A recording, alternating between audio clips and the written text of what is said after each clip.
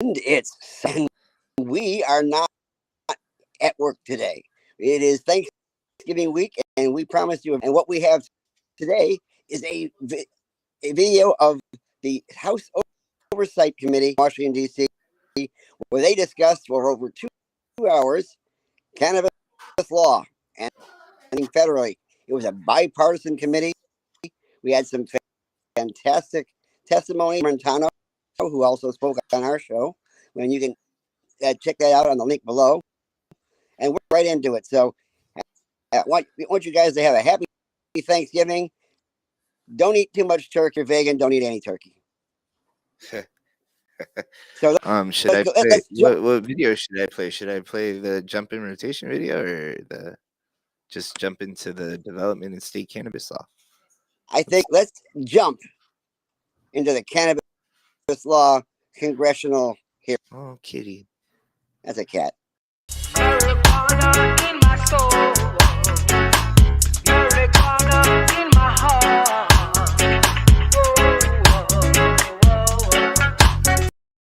Without objection, the chair is authorized to declare of the committee at any point. Without objection, do we have members who sought waiver on the committee? No, okay. Well, good morning, everyone. Welcome to our witnesses for being here. We've got sensational witnesses who've joined us. Last month, President Biden announced that he was issuing a blanket pardon to people who'd been convicted of simple possession of marijuana under federal law, and he said that his administration would review the scheduling of marijuana under the Controlled Substances Act. And I applaud his announcement as an important and key first step in rectifying the many social injuries that have been inflicted on communities and our people across the country by the war on marijuana. It's just a first step, and we already know what the next step should be. Cannabis must be decriminalized at the federal level as a matter of basic justice in the country, and I would say to vindicate the anti-prohibition principle that's in our Constitution. We tried prohibition of liquor, and always lead to the growth of organized crime in the country. It hid the government against the people. It eroded respect for the law, as all of the prohibition laws were being honored only in the breach, and it basically set the society at war against itself. And we've seen the exact same thing with marijuana prohibition. It's not that marijuana is great for everybody in all circumstances, and I certainly discourage my kids from smoking marijuana or drinking alcohol, but the point is that the war against marijuana has ruined so many lives in our country, and we can do a lot better by treating all of these as public health questions and regulatory questions rather than questions of crime and putting people behind bars. Decriminalizing cannabis would benefit a lot of communities, including especially people of color, individuals incarcerated for nonviolent offenses, veterans, and federal employees. It will also benefit the small businesses operating in states where cannabis has already been legalized by providing access to banking services. They will no longer have to operate on a cash-only basis, which is obviously dangerous and makes them ready targets for criminal gangs. We've already seen the decriminalizing in the states. As of May 27, 2022, 19 states, 2 territories in the District of Columbia, where we sit today, have enacted measures to regulate cannabis for adult, non-medical use. They've accepted and embraced the anti-prohibition principle that's in our Constitution. In addition, 37 states, 3 territories, and Washington, D.C., the vast majority of the country, allow the use of medical marijuana. What an extraordinary outbreak of common sense in America. Despite efforts to legalize and decriminalize cannabis possession at the state level, cannabis arrests today still remain widespread. They account for 43% of all drug arrests. 9 in 10 of those arrests are for simple possession of. However, states that have reformed their cannabis laws have seen markedly fewer arrests between 2010 and 2018. Regardless of the status of legalization, racial disparities in cannabis arrests continue to persist nationally, although black and white people use cannabis at roughly the same rates. In fact, black people are nearly 4 times as likely to be arrested for marijuana possession as white citizens are. In many states, these arrests can have life-altering consequences. Parents lose children. Disabled and low-income recipients of public assistance may lose health care.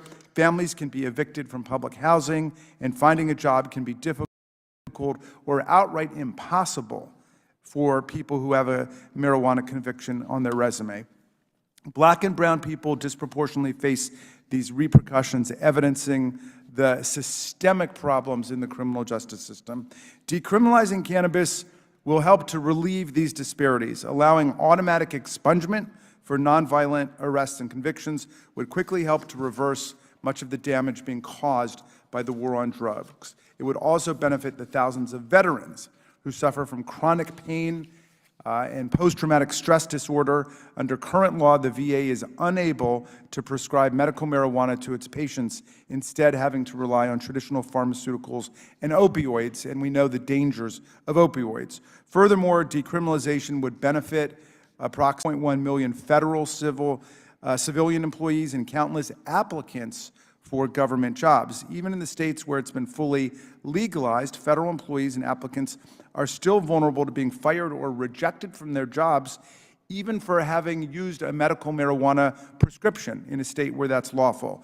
We should not be denying our constituents the opportunity to serve in federal office simply because they have used marijuana, as a majority of the country records that it has. In addition, the federal cannabis prohibition hinders the operation of above-board cannabis companies and undermines communities' economic integrity due to lack of access to formal banking.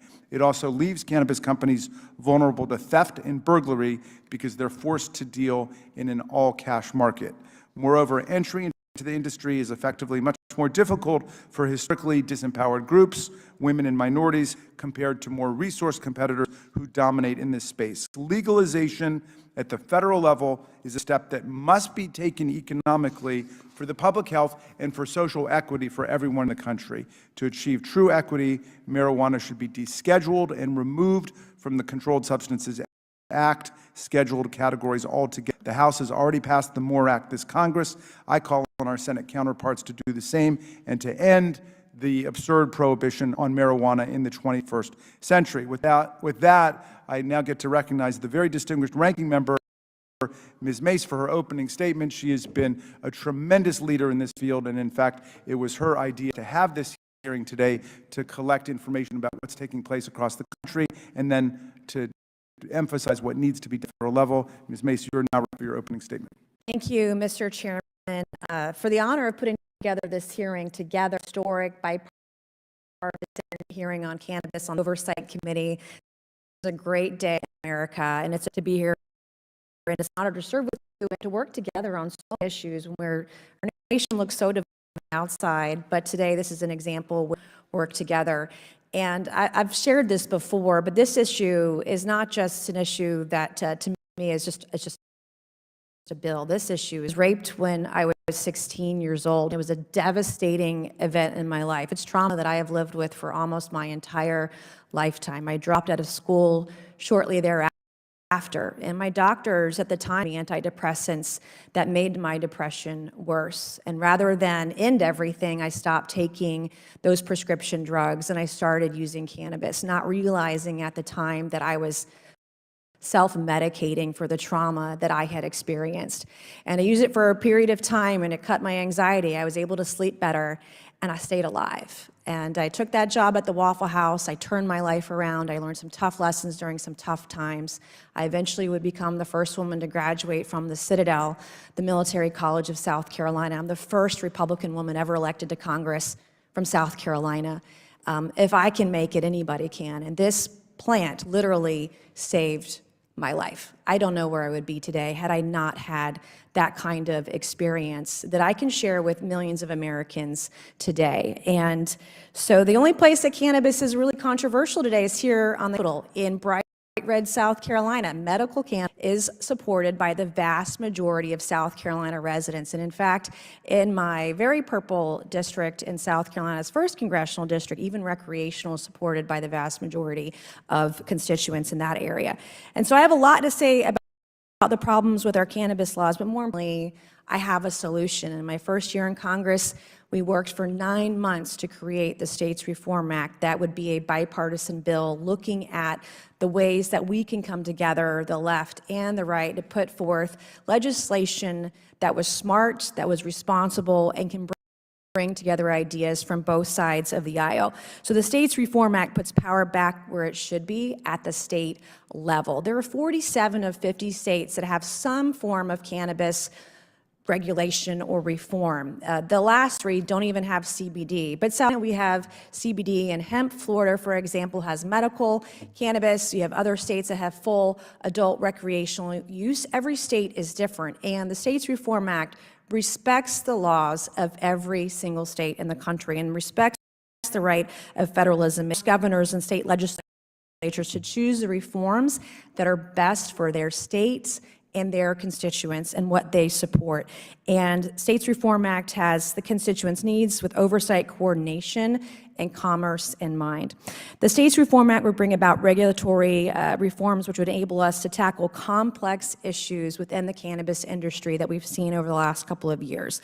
The States Reform Act, in addition, would bring certain protections to children and veterans, something I'm extremely proud of. It looks at labeling, consistency and concentration and packaging. It looks at ensuring that we can reduce the proclivity of the illicit market, a very low federal excise tax at 3%. It looks at sales to unintended customers like kids in coordination with the FDA. It looks and takes social equity and capital access and lending for small businesses through the SBA. It ensures that there's parity with alcohol regulation. The regulatory framework already exists today.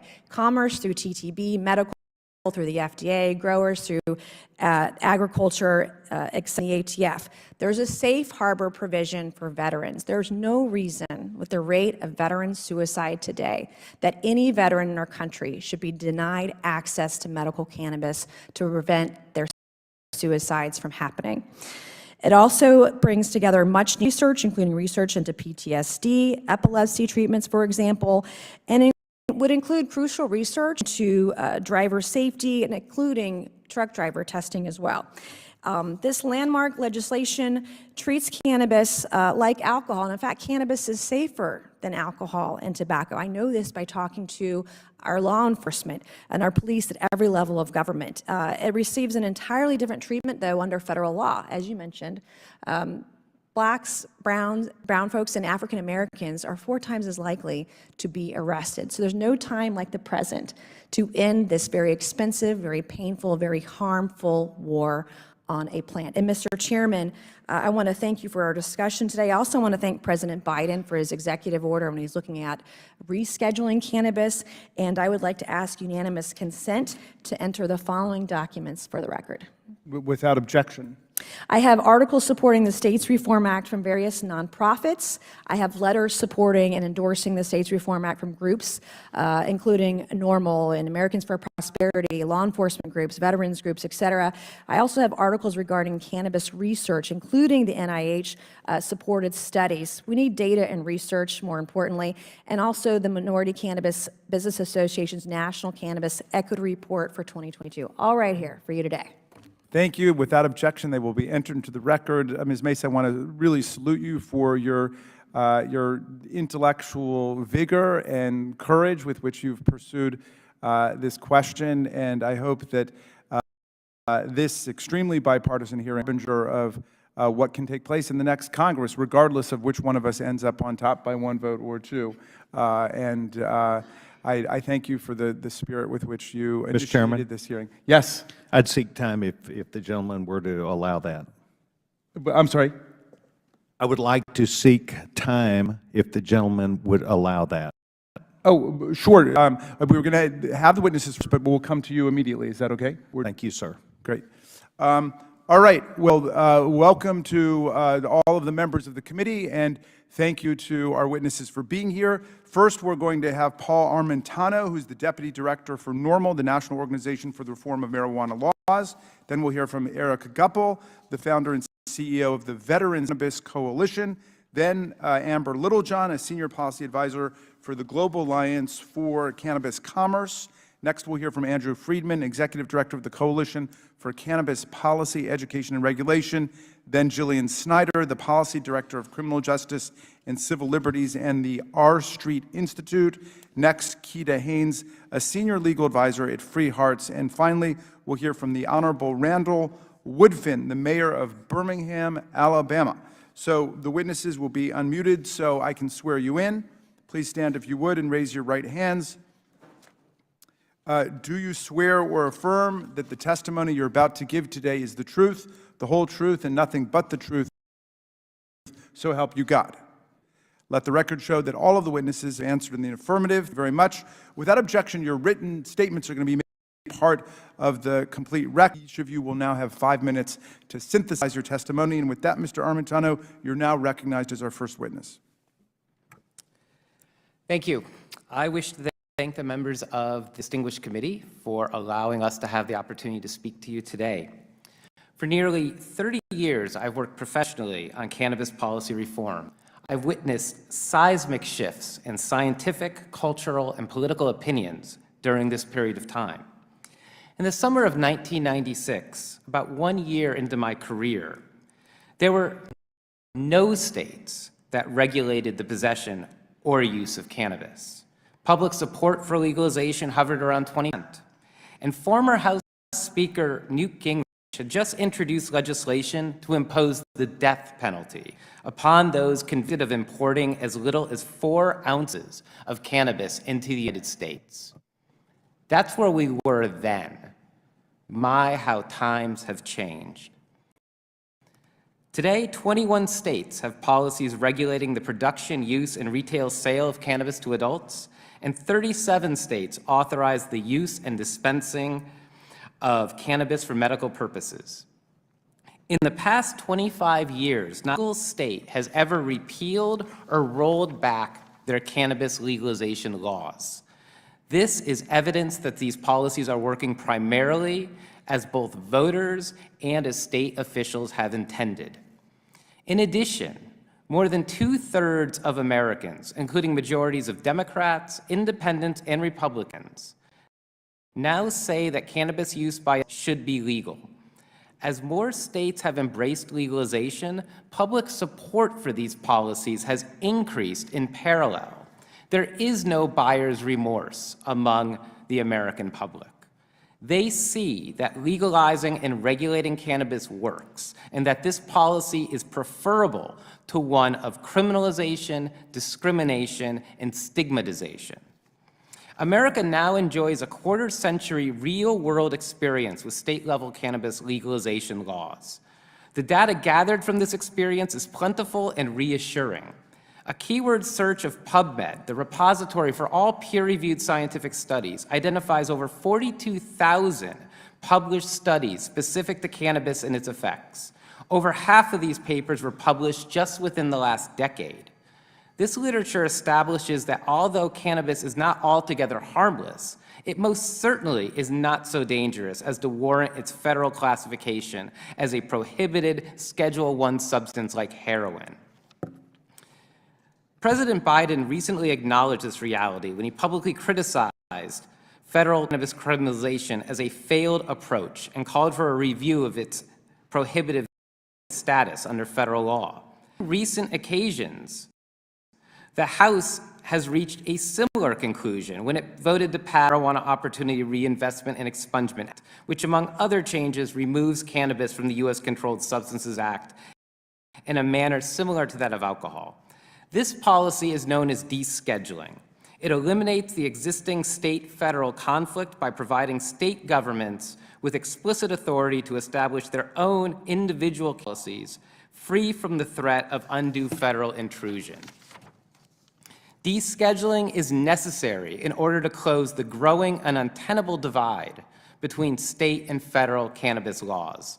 By descheduling cannabis, tens of died in states where cannabis is legal in some form, as well as the hundreds of thousands of people who work for the state licensed industry that services them, will no longer face needless hurdles and discrimination, such as a lack of access to financial services, loans, insurance, Second Amendment rights, tax deductions, certain professional security clearances, and other privileges. More importantly, these millions of Americans will no longer have to live in fear of federal prosecution. Nearly a century ago, the federal government wisely decided to repeal the federal prohibition of alcohol. Then, much like today, a growing percentage of politicians recognized that criminal prohibition was a politically unpopular law that was running afoul of the policies of many states. Congress respect the 10th Amendment of the U.S. Constitution and empower states, not the federal government, to be the primary arbiters of local alcohol policies. This path made sense in 1933 and makes equal sense today.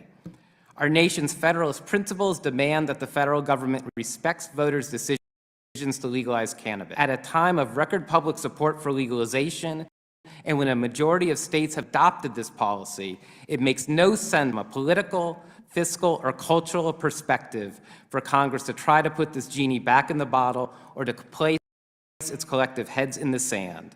It is time for the government to end its nearly century-long experiment with cannabis prohibition. Thank you, Mr. Armentano.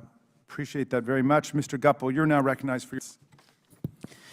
Chairman Raskin, Ranking Member Mace, and members of the Subcommittee on Civil Rights and Civil Liberties. Good morning. My name is Eric Opel, founder of the Veterans Cannabis Coalition.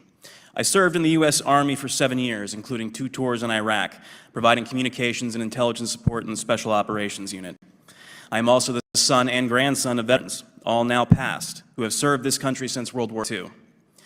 In my capacity with the Veterans Cannabis Coalition, alongside my fellow Iraq War veteran and co-founder Bill Ferguson, we have been working for close to 5 years on this nexus of issues.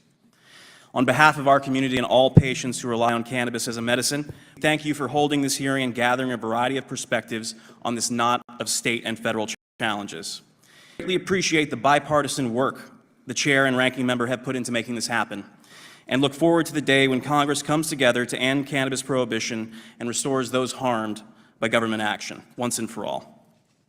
Every death by suicide, overdose, and toxic exposure is not a tragedy. It is a policy failure. It is not just a dereliction of Congress's duty to provide for the general welfare of the nation, but a betrayal of the explicit promise this country has made for hundreds of years to care for those who have borne the battle. Each passing of family, friends, and brothers and sisters in arms leaves a void, and for those of us who go on, a lingering question. Could we have done more? We are here to provide an answer. Yes, we could have done more, we can do more, and we should do more. We could have done more for the 127,560 veterans who have died by suicide in the last 20 years, despite billions of dollars spent on studies and interventions. We could have done more for the hundreds of thousands of Americans lost to overdose, made worse by crackdowns on legal prescribing and a tainted drug supply. Congress, most of all, must do more to acknowledge, stop, and care for the generations of service members, families, and host communities poisoned by toxic exposure caused by the Department of Defense. So many veterans have served, suffered trauma, received care that they found lacking, and teetering on the edge of crisis, discovered cannabis. Commonly, they pointed to how cannabis helped with pain, sleep, where the pharmaceuticals and therapies fell short. For all, cannabis served as a catalyst that assisted them with regaining lost function and improving their quality of life. The case is clear that change is needed, but where should we start? We have worked to apply those lessons in California, where we have brought together nonprofits, educators, and licensed operators to raise awareness of a unique state law, the Dennis Peron and Brownie Mary Act, commonly referred to as SB 34. The law allows regulated companies to donate to eligible patients at no cost, eliminating a major barrier to access. Our allies in Canada, who American service members have fought side by side with since World War I, have provided their veterans with a medical cannabis reimbursement program since 2011. In the most recent year, Veterans Affairs Canada subsidized the purchase of $150 million in legal cannabis for more than 18,000 veterans. contrast, the U.S. Department of Affairs has opposed every congressional attempt to expand research, make it easier for veterans to access state legal medical programs, codify protections for veterans using cannabis, or provide them safe harbor. Their counter-arguments always boil down to the simple fact that cannabis is a Schedule I substance. That is one of many reasons that the cornerstone of any federal reform must be removing cannabis from the Controlled Substances Act entirely. Keeping cannabis on the schedule keeps the plant criminalized. Even if you were to move it to Schedule 5, possession without a doctor's prescription would still remain a federal felony. Deschedule is decriminalization.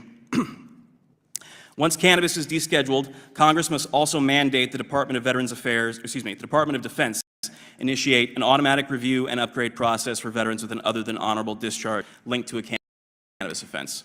Elements of this are the States Reform Act, for which we would very much like to thank the ranking member. Far too many veterans have been stripped of their benefits because they self-medicated to manage trauma. The federal government must make veterans who have been doubly punished over cannabis whole again. We are canaries in the nation's public health coal mines. We suffer disease and disorder across the board at greater severity and frequency than our peers. We have been the target of some of the most focused healthcare interventions in U.S. history, but are dying at rates never before seen. So if cannabis is helping some of the most severely injured and ill people in our society who have been failed by traditional care achieve a better quality of life, then why is the federal government determined to deny their reality and deprive them of their liberty? To everyone gone, could we have done more for them? The answer has always been yes. What remains to be seen is whether we will summon the political will and resources to do so. Thank you for this time, and we hope we can be a resource to the committee going forward in helping understand how prohibition is harming veterans. Thank you very much for your testimony. Ms. Littlejohn, you're now recognized for your 5 minutes. Good morning, Chairman Raskin, Ranking Member Mace, and members of the committee. Thank you for allowing me to testify today on challenges for small and minority-owned businesses, the impact of federal prohibition, and opportunities for bipartisan reform. My name is Amber Littlejohn, Senior Policy Advisor for the Global Alliance for Cannabis Commerce. GACC is the leading cannabis trade association advocating to end federal prohibition. We seek policies that create an open and sustainable industry, second chances for those harmed by prohibition. I am before you today as a witness, lawyer, and a testament to the transformative power of economic opportunities that can ripple for generations. In 1927, my grandfather, Ben Littlejohn, was born in Gaffney, South Carolina, to a family of sharecroppers. In the 1970s, after a distinguished career in the U.S. Army, he had the opportunity to enter the emerging personal computer industry. This opportunity changed the trajectory of his life, the lives of his children and grandchildren, and generations to come. Today, we stand again at the forefront of a new industry with a chance to provide intergenerational opportunities that can impact lives in Gaffney, Baltimore, Chicago, Boston, and also Birmingham. The legal cannabis industry in some form exists in states.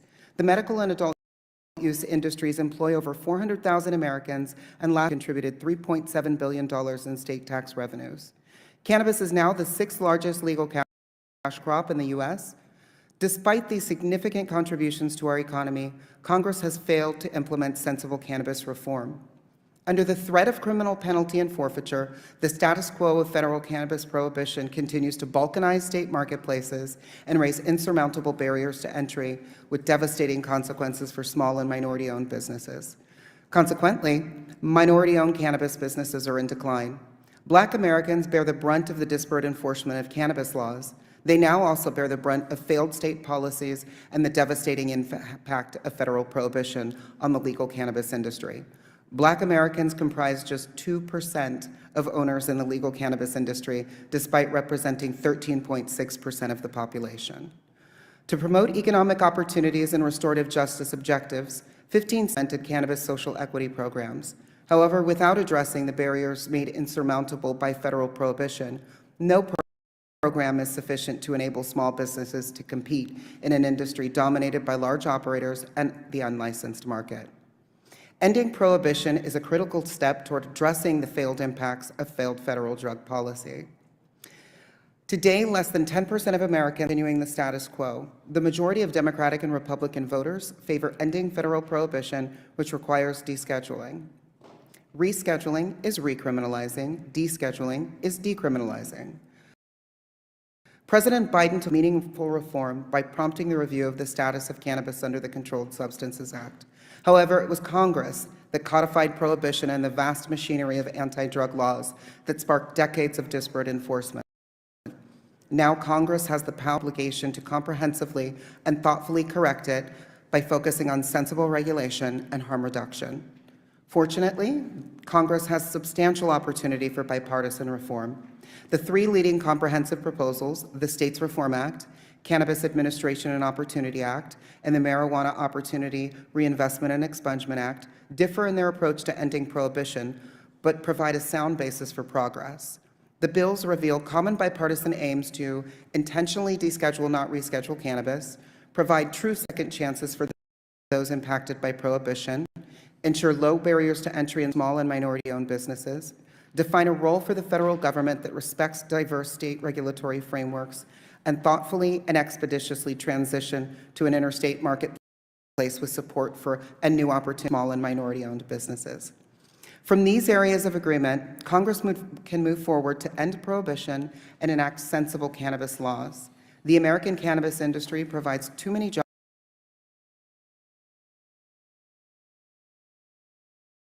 too many economic opportunities to remain at impasse. The ACC, thank you, Chairman Raskin, Ranking Member Mace, and committee members for this hearing and exploring bipartisan opportunities for reform. Lastly, thank you, Ranking Member Mace, for your thoughtful approach to protecting existing small businesses in the SRA and helping build this bridge for bipartisan collaboration.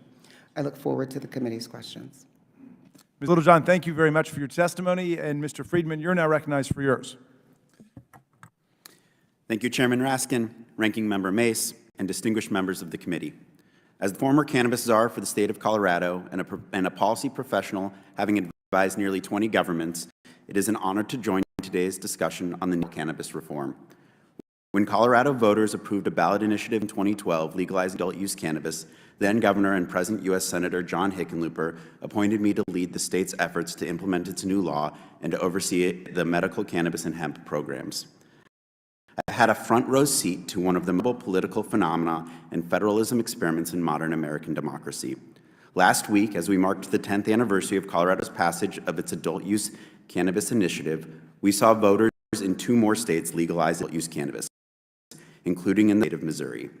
Today, roughly half of Americans live in the 21 states in the District of Columbia that have legalized adult-use cannabis, and there are a total of 37 states that have legalized cannabis for medicinal use. Prohibition is no longer the law of the land, even as it remains federal law. While voters from across the political spectrum agree that federal prohibition has failed as badly as alcohol prohibition did a century ago, other motivations for legalization vastly. In the last 10 years, I have advised counties that were interested in licensing cultivation facilities so their farms could participate in the market, large East Coast cities that were concerned with ensuring minority-owned businesses were first to get licensed, and states that prioritized safe access for medical cannabis patients. Throughout this work, one fact remained constant. States were critically hampered in achieving their goals and mitigating their concerns without federal reform. So, in 2020, we founded the Coalition for Cannabis Policy, Education, and Regulation, or CPAIR, to embrace a simple reality. Cannabis reform is here to stay, and it is time for the federal government to institute regulatory, public health, public safety, and criminal justice policies that respect and align with the states. The coalition consists of members representing regulated industries, think tanks, government associations, public safety officials, medical and mental health professionals, financial services firms, and social equity organizations. Together, this coalition strives to be a trusted, data-driven resource for lawmakers and the larger stakeholder community. CPAIR does not advocate that a state should or should not legalize cannabis. States should remain free to determine what, if any, form of legalization they wish to pursue. But where states have decided to pursue cannabis reform, and even in states where cannabis remains illicit, the federal government should provide regulatory guardrails. States are demanding this. This committee is asking the right question. How can changes to federal law help the cannabis policy landscape? For instance, to combat driving under the influence of cannabis, federal policy is critical to augment and improve drug recognition expertise, create universal intoxicating standards, and to fast-track the implementation of new impairment detection technologies. Congress can combat youth misuse by supporting youth programming that works, establishing a national minimum purchasing age 21, drawing upon best practices of point-of-sale age verification, and restricting advertising that targets youth. To combat the illicit market, states have implemented track and trace inventory control systems to monitor cannabis products throughout the supply chain. Reform requires a unified federal and state response.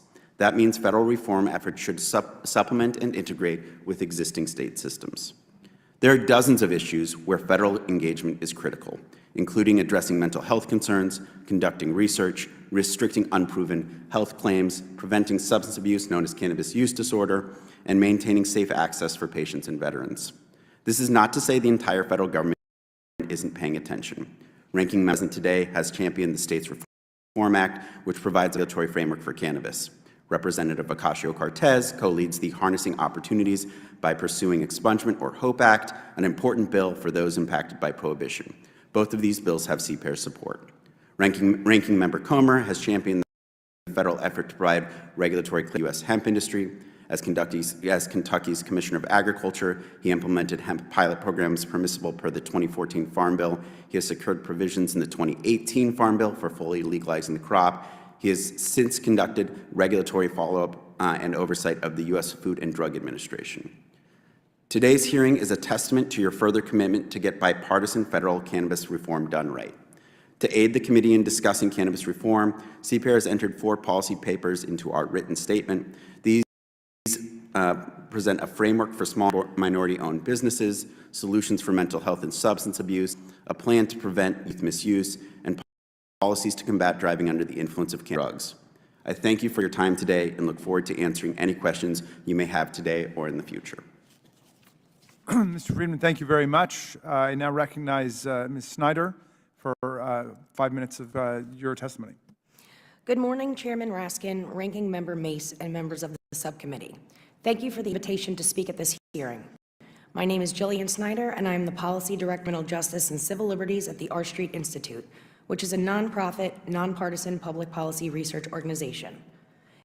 In addition to my current role, I'm also a lecturer at John Jay College and a retired New York City police officer. I'm here to speak to you today about the critical nature of and growing bipartisan support for cannabis reform at the federal level. For more than 5 decades, the United States has prioritized the prohibition of cannabis, but these efforts have been futile. As it stands, cannabis is the most widely used illegal substance in the United States.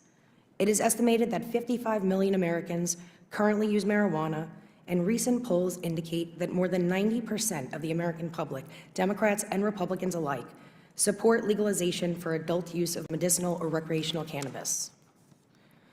Proposed federal legislation indicates increased support for alternatives to federal cannabis prohibition, which is critical to provide clarity on the overall legal status of cannabis. Currently, cannabis may be legal in one state and decriminalized in another, but because it is still prohibited at the federal level, users or possessors of the substance are subjected to criminal penalty. This dual legality is problematic. It not only confuses the average citizen, but it also results in extremely varied approaches of policing. Federal prohibition and related enforcement efforts have intensified racial disparities, clogged court dockets, contributed to mass incarceration, devastated communities and families, proliferated an illegal drug market, diverted police resources from substantial threats in the community, increased the number of negative police-citizen encounters, produced an associated distrust of the police, and continues to weaken the police-community relationships that are integral to reducing more serious and violent crime. Of course, the legalization of cannabis alone cannot solve all these issues, but the potential benefits of smart federal legalization policy would outweigh the established consequences of prohibition. The widespread use of marijuana in the United States and its distinct lingering odor makes the substance especially prone to initiating police contact. During my policing career, I worked with the street-level narcotics enforcement unit and served on the anti-crime unit, which proactively looks to deter violent crime and illegal weapons possession. The smell of marijuana was often the predicate for the team and I initiating a citizen stop. And while on rare occasions, we uncovered additional crimes, many of them low-level and such as driving on a suspended license or having a warrant for an unpaid summons, the fact remains that most of these encounters did not result in the seizure of more serious drugs or dangerous weapons. Continued cannabis prohibition has contributed to the evisceration of community confidence in police and the criminal justice system. A 2020 poll found that for the first time in 27 years, the majority of Americans do not trust the police. When citizens lack faith that the police can keep them safe, violence escalates, street-level justice becomes preferred over police intervention, and public safety is sacrificed. Compounding the issue of low levels of community trust is the diminishing view of police legitimacy, which refers to the public support for their authority to manage and resolve conflicts. The core principle of this mutual relationship is that the police have trust and confidence that the officers are honest and working diligently to keep them safe. If the police have the support of the public, citizens are more willing to defer to the authority of the police and believe that their actions are morally justified and appropriate to the circumstance. When police and the communities they serve collaborate, citizens are more willing to cooperate in efforts to prevent and respond to crime. This dynamic has the capacity to reduce neighborhood levels of crime and decrease opportunities for potential harm to police. Considering recent crime trends, focusing on anything other than violent crime is a distraction of law enforcement priorities. The United States must prioritize violent crime reduction in lieu of the emphasis on low-level cannabis enforcement to improve public safety. Smart, thoughtful cannabis legalization that is attuned to the demands of the market and the needs of the people has the capacity to revolutionize our communities and their interactions with law enforcement. The federal government has the opportunity to end the war on cannabis. Ending cannabis prohibition can disrupt illegal drug markets, enhance public safety, lessen negative police-citizen interactions while restoring police legitimacy, and allow for reallocation of resources to quell the recent surge in homicides and other serious crime. Regardless of personal or moral perspectives, the federal prohibition of cannabis is bad public policy. Thank you for holding this hearing, and I look forward to your questions. Ms. Snyder, thank you very much for your testimony. Next is Haynes. You're recognized for your 5 minutes. Good morning. First of all, I would like to start by thanking Chair Raskins and Ranking Member Mays for inviting me to speak today, and to all the members of this subcommittee for your time and consideration of this important issue. My name is Keita Haynes, and I am the Senior Legal Advisor for Free Hearts, which is a Nashville-based nonprofit that provides support, education, and advocacy for families impacted by incarceration. I'm also the Federal Policy Analyst for the National Council of Incarcerated and Formerly Incarcerated Women and Girls. I'm a former congressional candidate in our civil community as a public defender for over 6.5 years. But prior to that, I was 000-17011. While in college, my boyfriend asked if I would accept packages for his cell phones and pager company because no one would be at the store when the packages would be delivered. It turns out those packages never contained and pagers, but instead marijuana. I was indicted with 28 others, and after a lengthy jury trial, I was acquitted of the actual marijuana conspiracy and other various charges. But unfortunately, I was found guilty of aiding and abetting that conspiracy to distribute 100 to 400 kilograms of marijuana, and I was sentenced to 7 years in federal prison, 2 years above the mandatory minimum. After several appeals, I was finally released on December 1st of 2006 after serving almost 4 years for a crime that I did not commit. Unfortunately, I had become a statistic, but I refused to become a permanent casualty. I attended law school, I passed the bar exam, and I eventually became a licensed attorney in the state of Tennessee. As a public defender, I regularly represented Black and brown clients whose lives were turned upside down because of disproportionate marijuana arrests and convictions, giving me a view firsthand of the harm that was caused to them, their families, and our communities. Because of this, in my own personal experience, decriminalization of marijuana is extremely important to me.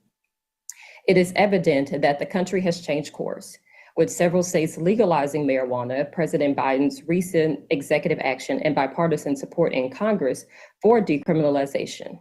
I applaud this shift, but more definitely needs to be done. The disparities in marijuana arrests and prosecutions and the harms inflicted upon Black and brown communities is well documented. As Congress considers comprehensive marijuana reform, these racial disparities must be acknowledged where policies are created that alleviate the harm that has been caused, because marijuana reform is racial justice.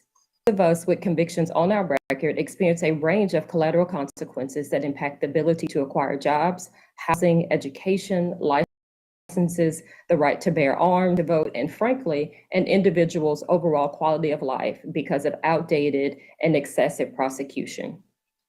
To correct the decades of injustice experienced at the hands of marijuana prohibition, our criminal records should automatically be expunged, restoring our rights to participate in society where we are no longer subjected to a host of collateral consequences or relegated to live as second-class shadow citizens. As for the thousands more still sitting in prison with marijuana convictions, some serving life, they should be released and have their records expunged, or at the very least, giving an opportunity to have their sentences reviewed and reduced. Most of us with federal marijuana convictions have extremely complex cases. Some have convictions for conspiracy, distribution, manufacturing, or continual criminal enterprise, where others may be convicted under RICO statutes or even money laundering statutes. And still more, like myself, may be convicted under 18 U.S.C. Section 2, the aiding and abetting statute. Without fully understanding the complexity of marijuana offenses and including adjacent offenses in marijuana reform, the full scale of harm that needs to be repaired will not be reached. I have experienced and seen firsthand the destruction of lives and the devastation of communities by marijuana prohibition, and I urge this committee and Congress to go beyond decriminalization and make a concerted effort to actually repair the damage that has been done. It is time for the United States to move past these failed marijuana practices of the past and to restore dignity and freedom to millions who have suffered under this prohibition. And on a final but important note, again, I want to say thank you for and my directly impacted community in this hearing. The directly impacted community's voices are extremely important as we have distinctive experiences, narrative, and perspectives resulting from our involvement within the criminal, and we deserve to be heard, part of the healing and justice for our communities. So thank you again, and I look forward to any questions. Ms. Haynes, thank you so much for your testimony. And I come now finally to the Honorable Randall Woodfin, who is the mayor of Birmingham, Alabama. You're recognized for your 5 minutes. Chair Raskin, Ranking Member Mace, and members of the subcommittee. Good morning, and thank you for the opportunity to testify on this important issue of reforming our cannabis laws. I serve as mayor of the city of Birmingham, Alabama, a 75% Black city with a storied legacy for civil rights. And I accepted this invitation to testify because I believe that mayors have a very unique role to play in how we address this issue of ending the prohibition of cannabis. You know, ending the prohibition of cannabis has taken far too high of a human toll on Black and brown communities. I also wanted to use this opportunity to urge Congress to pass during this lame duck session common sense reforms that will expunge, normalize banking and financial services, and expand our ability to research cannabis. As mayor, I've taken action on this issue by using my pardon power to pardon over 23,000 individuals charged with possession of cannabis in the city of Birmingham. Also encourage our state government to take action on moving forward with cannabis decriminalization and the expungement of past convictions. I've commended Alabama's effort to move forward with the medical cannabis program, but I will also urge Alabama to go a step further in providing full adult recreational use for many of the reasons I will explain in detail. Mayors across our country have a meaningful role to play as many of us continue to push for cannabis legalization. As mayors, many of us can deprioritize the enforcement of minor cannabis offenses, use our executive authorities for pardons, eliminate from consideration prior cannabis convictions from employment applications for city employment, and embrace cannabis as both the moral imperative and economic development opportunity that we know it can be. As mayor, I work closely with law enforcement in my city, and some of them may disagree with me on this issue. And I understand and respect their perspective, but I believe that our position on issues like cannabis legalization should be guided by the facts and the science. There is no evidence that legalization leads to appreciable increases in any form of crime. There is no increased drug use by teens in states that have already legalized cannabis. If anything, legalization actually frees up law enforcement's resources to pursue violent crime, a priority for every mayor in any urban core in our country. And legalization also provides state and local governments with sales taxes, business license fees, and property taxes that we can use to reinvest. And while mayors can do a lot, truthfully, we can't do it all. We need help from Washington. The administration made a good first step in urging the Department of Justice and HHS to consider rescheduling or descheduling cannabis. And I firmly believe that descheduling is the best path forward. If cannabis is descheduled, it will make the legal status of cannabis across the country, effectively legalizing and disproportionately benefiting communities that have paid the human costs for the war on drugs. Any such relief for the cannabis industry should also come with robust restorative justice provisions. The Biden administration took the right first step, but it should be followed up with the Department of Justice aggressively processing the thousands of delayed clemency petitions for the thousands of Americans that have been unjustly incarcerated. There are other ways to incorporate equity considerations into this space, including research partnerships that give our land-grant HBCUs the same opportunity that the University of Mississippi has had for decades to research uses of cannabis and license their research to pharmaceutical partners, providing special capital access programs for homegrown micro-businesses and collectively owned cannabis, and leveraging entities like the Small Business Administration and the Minority Business Development Agency to provide capital access and technical assistance to minority-owned cannabis firms. As I stated, mayors can do a lot, but we can only do so much. The state-by-state patchwork leaves too many Americans out of reach from the promise presented by ending the federal prohibition on cannabis. Congress must act now during this lame duck session to get SAFE Plus done, because we need expungements, normalized banking and capital market access, and more research now. And Congress must push the Department of Justice to process far more clemency petitions, such that every American incarcerated is released and given an opportunity to participate in this new industry. Thank you again for this opportunity to testify, and I look forward to answering any of your questions. Mayor Woodfin, thank you very much for your testimony. What awesome testimony across the board from all of you. I know the ranking member, Ms. Mason, and I both have a million questions for you, but we're eager to hear from our members who are also chomping at the bit. So I'm going to defer first to my distinguished colleague from Massachusetts, Ms. Preston, for your 5 minutes. Thank you, Chairman Raskin, for your leadership, and I agree with you. An excellent panel. Thank you, everyone, for lending your insightful expertise to this issue. Clearly, the failed West has sustained a mass incarceration crisis that has ravaged Black and Brown communities, stabilized our families, and inflicted truly intergenerational trauma. With marijuana arrests accounting for nearly half of all, today's hearing really does underscore the need to combat this crisis by legalizing marijuana and repairing the harm of incarceration by providing pathways into the legal cannabis industry for those directly impacted.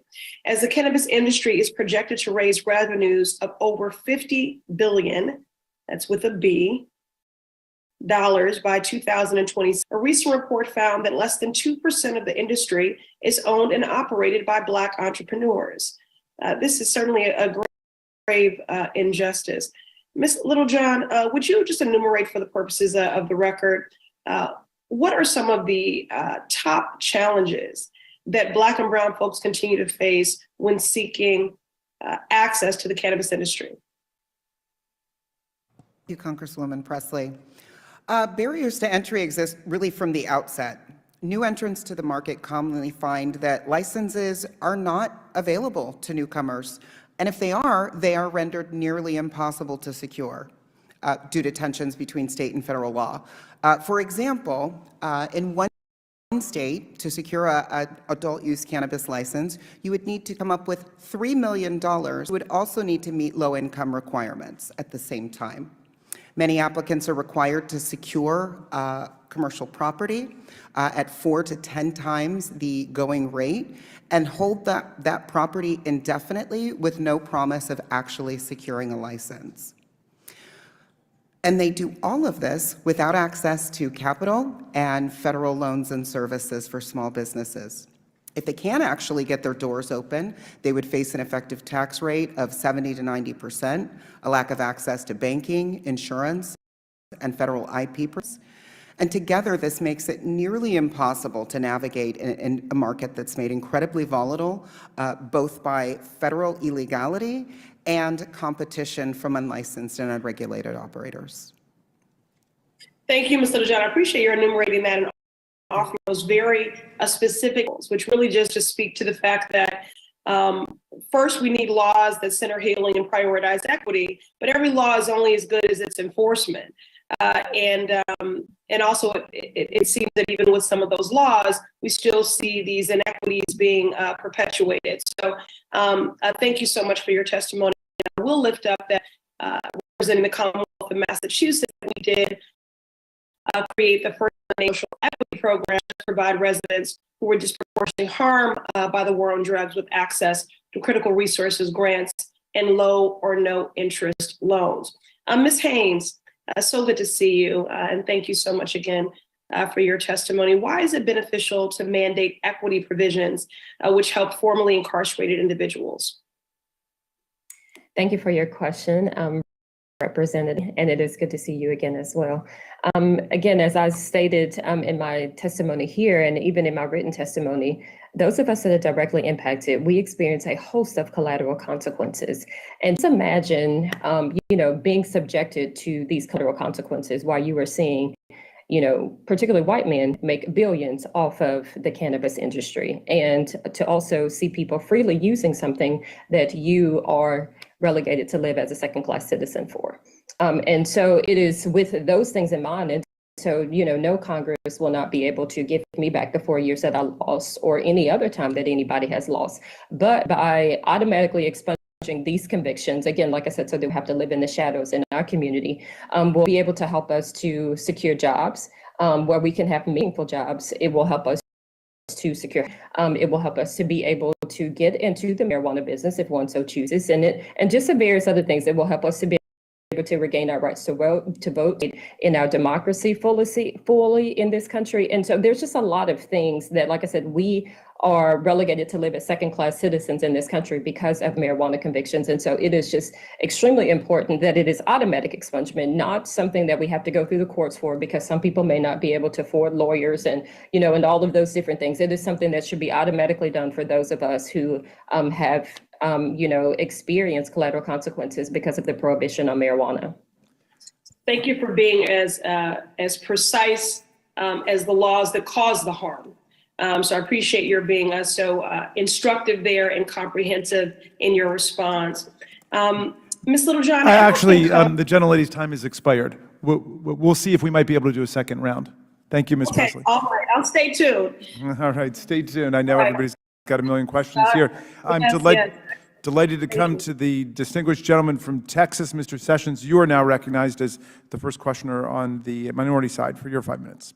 Chairman, thank you very much. I did request that time a few minutes ago, and I appreciate the gentleman living up to that. We talk about this issue as being bipartisan, but I think we ought to include all the facts of the case.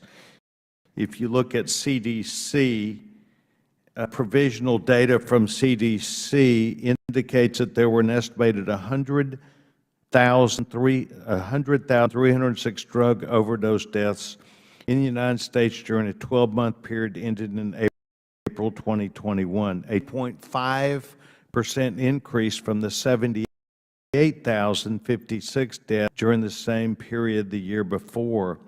The new data that estimated drug overdoses, 75,000 12-month period ended April 21, up from 56,000 the year before. So we're now headed to increase substantially.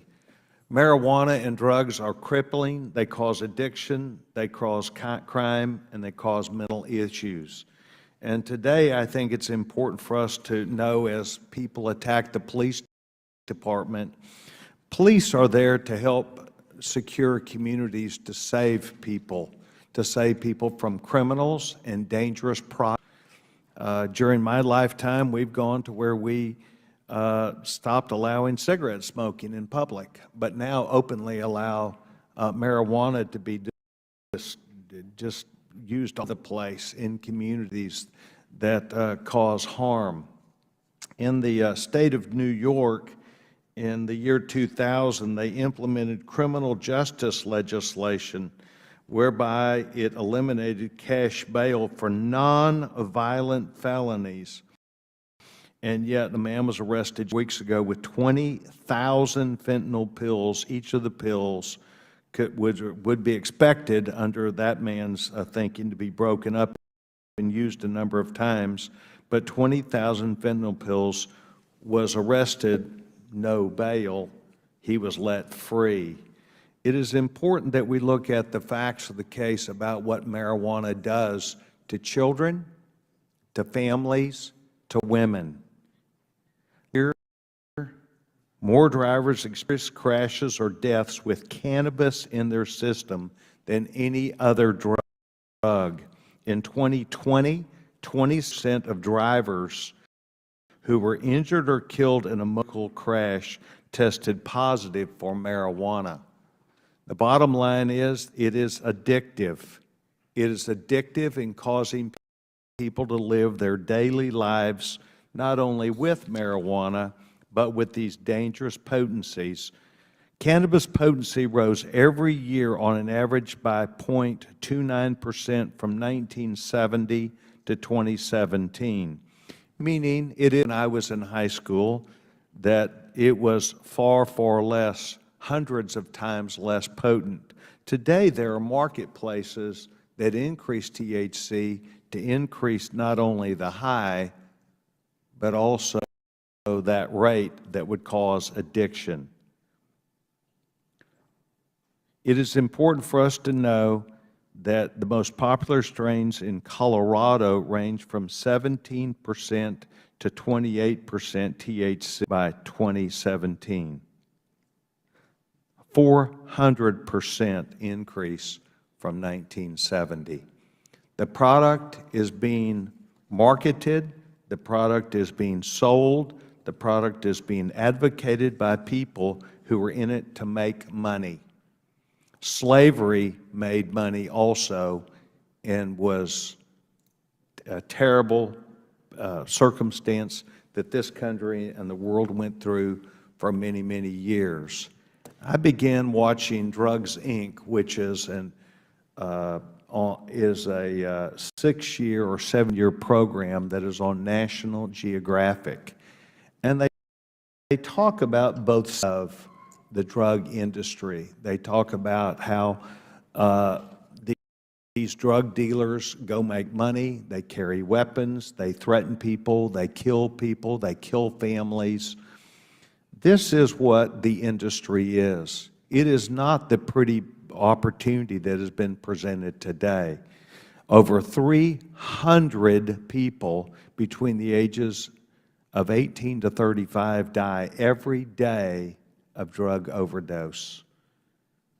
We hear today veterans, and I appreciate the gentleman for his service and other veterans who've taken time to be here today to present their story. And we do respect you for your service. But it is important to note that the reason why the VA does not want to allow this is because no more than they do want to do surgery or help a drunk person, they require a person to dry out. It takes about 30 days before marijuana is out of your system. And many of the issues that these people deal with the VA are related to receptors, things that cause pain in their marijuana. THC directly affects receptors, which means that false positives or not the real circumstance would be understood by a treating physician at the VA. And so they don't, just like they don't want to treat a person who's drunk, they don't want to treat people and get something that the actual occurrence.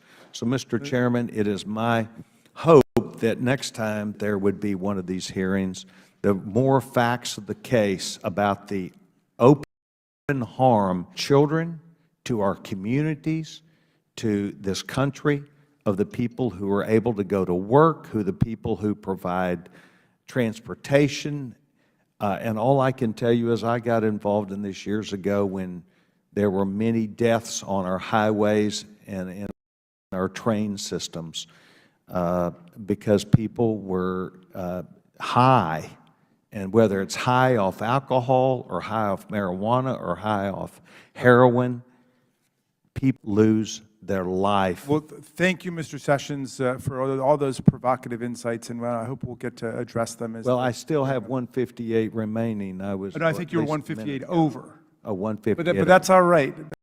Well, I thank the gentleman very much. We wanted to hear from you, and we thank you for your thoughts. Yes, sir. The chair of the full oversight committee has joined us. Ms. Maloney is here. I'm going to recognize you for your 5 minutes. Thank you, Mr. Chairman and Ranking Member, for having this important hearing. I would like to ask Armentano, although there is no federal law that prohibits banks from serving the cannabis industry, current regulations require extensive and costly reporting and impose fines for procedural missteps. This obviously discourages banks from working with businesses in the cannabis industry, leaving many of these businesses without any access to banking services. So Mr. Armentano, can you expand on why banks are so reluctant to take on above board cannabis companies as customers? Thank you for that question. I am happy to expound upon that. Banks and other financial institutions and credit unions are largely discouraged from working with these cannabis-related businesses that are at the state level by the simple fact that cannabis remains a Schedule I controlled substance. And it is that categorization that has been in place since 1970 that discourages these institutions from taking on these businesses. They are worried that at some point in time, they may run afoul of federal law. They may be prosecuted for things like money laundering.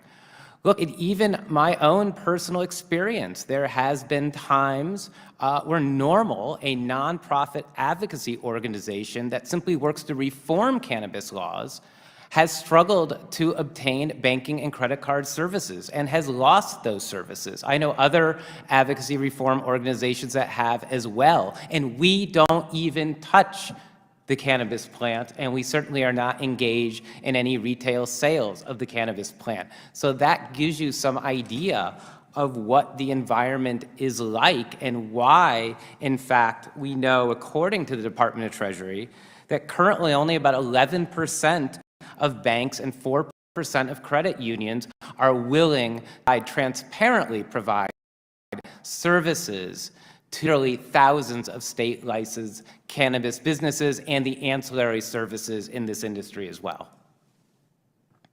Now turning to you, Mr. Friedman, in your time as Colorado's first marijuana czar, what economic impact, both on companies and customers, did you observe when legal cannabis companies were unable to access banks?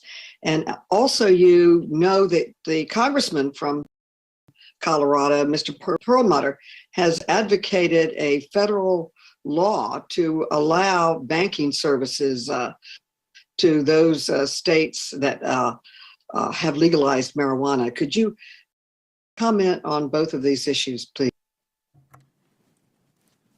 Thank you, Chairwoman. At the beginning of us instituting or implementing cannabis legalization in Colorado, it was the situation where there would literally be duffel bags full of cash that could not get paid, that could not be entered into depository institutions. We had to get a larger window for receiving cash for state taxes. There was a lot of good news. People were very happy about the amount of tax revenue that was coming in and how these businesses were doing, but there was certainly a scary time where merchant services hadn't stepped up. We fortunately did have a number of community banks in Colorado that have since stepped up and done that sort of banking, and merchant services now are largely taken care of, although at a cost in Colorado as those community banks go forward. And Representative Perlmutter has really been the leader on this issue with safe banking and with other issues. And I think it points to a larger issue in cannabis, which is common sense public health and public safety issues such as banking, such as insurance, and even things like proper pesticide use. None of those things can really be addressed because they're all overseen by the federal government unless we're dealing with a world of descheduling and regulation. Thank you for your question. Okay, thank you. And turning back to you, Mr. Armanado, many advocates argue that the federal government should regulate cannabis like alcohol and respect state decisions on their use and possession. Canada was the first country to develop national regulations to limit the potency of edible marijuana products, reflecting the wider concern about the potential for misuse from overconsumption of high-strength products. The U.S. has a nationwide cannabis industry, which requires national regulations. So again, Mr. Armentano, what are the strengths and limitations of existing U.S. policies compared to other policies like those in Canada? Canadian law also attempts to prevent children from accessing legal marijuana products. For example, they ban sales through vending machines and packaging that might appeal to youth. So your comments, please. And the gentlelady's time is expired, but you can answer the question, Mr. Armentano. Thank you, Mr. Chairman. You bet. Thank you. So with respect to Canada's policy, Canada does provide some basic national regulations, but regionally, the provinces make the bulk of the decisions with respect to how cannabis is regulated. For instance, in some provinces, private retailers can engage in cannabis sales, and other provinces limited only to government, the equivalent, Canada's equivalent to ABC stores. Provinces set the age limit in Canada. The federal government does not. In some provinces, the age limit is 21. In other provinces, the legal limit to use cannabis is 18. So it's a very, in some ways, similar system to what right now in the United States, where it's a bit of a patchwork system, because again, in Canada, provinces largely can set their own regional regulatory policies, much like in the United States, by default, states have been setting their own localized cannabis regulations. And of course, these regulations are in place by the states to do things like discourage underage use. All of the states impose a 21 and older age limit. In fact, studies have been done in Colorado, in California, in Oregon, where they test to see if regulators are actually checking for IDs before people enter retailers or are sold cannabis. In some of these instances, like in California, studies have found 100% compliance with these age impositions and ID restrictions, higher compliance than we see with alcohol. The final thing I would say with regard to potency is states right now certainly have the ability under a regulatory legal system to regulate the potency of certain cannabis products. Some states go ahead and do this. Montana has a potency cap. Vermont has a potency cap on THC right now. Connecticut imposes a potency cap. Other states like California don't really impose caps on potency, but they impose caps on serving size. So there's only so many milligrams of THC allowed in certain products. Again, I'm going to impose to have regulation. Cap on time, unfortunately, if that's all right, Mr. Armentano. Of course. Thank you. But thank you for that thorough answer. And now, by the forbearance of the ranking member, I'm going to recognize our friend from Louisiana, Mr. Higgins. I thank the chairman. Mr. Chairman, I personally strongly advise young Americans, I speak to all the time before Congress and as a cop, it's a part of the narrative of our country regarding marijuana and its impact. I personally strongly advise young Americans to refrain from even the limited use of modern, super high THC marijuana in any form. It's just too powerful.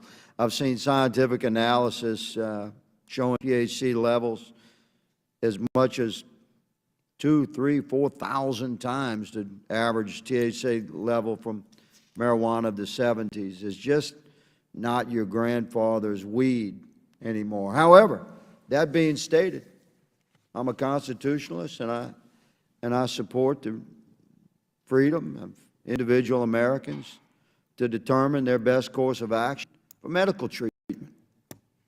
So I'm publicly have supported for years the Veteran Administration's access to prescribed medical marijuana for our veterans. So, Mr. Gopal, I'm going to move to you in a second because, Mr. Chairman, you are a constitutionalist scholar, and we discussed before, you know, we face a very real constitutional quandary in America. We have federal restrictions of marijuana. It's a Schedule I drug, and yet we have our sovereign states have legalized marijuana, decriminalized it to some level across the country. We can just not continue to ignore the fact that we have to address this constitutionally. And personally, I think it could be a very good idea, certainly be subject for debate, perhaps in the 118th Congress, perhaps in this committee, to talk about rescheduling marijuana to Schedule III or even IV. But from Mr. Gopal, I'm particularly concerned about my veteran brothers and sisters having access to whatever medicine that they determine is best to treat their condition, whether it's pain management or PTSD, you know, whatever the case may be. Marijuana is currently a Schedule I controlled substance. So just to clarify for America, it's currently unavailable to veterans through VA health facilities. Is that correct, sir? Yes, VA doctors or in positions being federal employees are barred from discussing, well, they can discuss, but they cannot do anything for more than discuss. Exactly. Cannabis. Thank you for clarifying that. So, but there are clearly potential benefits of medical marijuana for veterans. Again, we're not talking about high school children.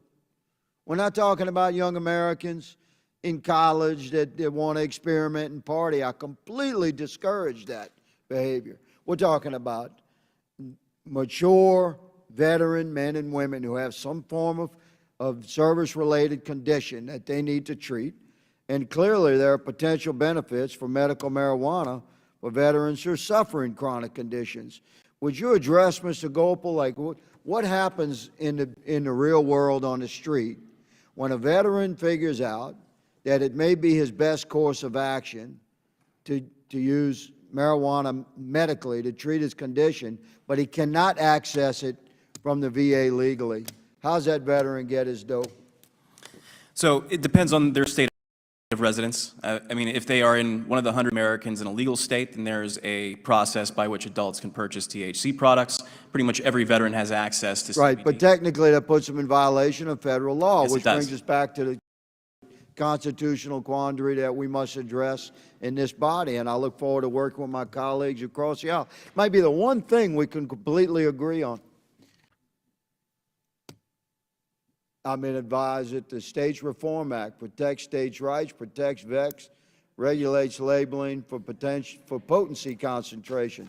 So having been a spokesman for my colleagues there, let me not forget to introduce on behalf of my colleague, Representative Biggs, if I may, for the record, Mr. Chairman, a statement by an organization called Smart Approaches to Marijuana. Without any objection at all.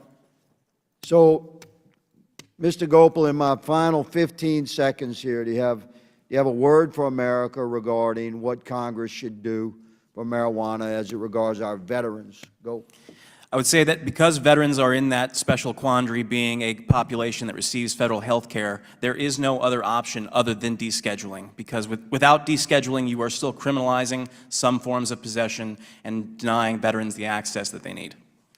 Thank you. Thank you, Mr. Chairman. I thank all the panelists.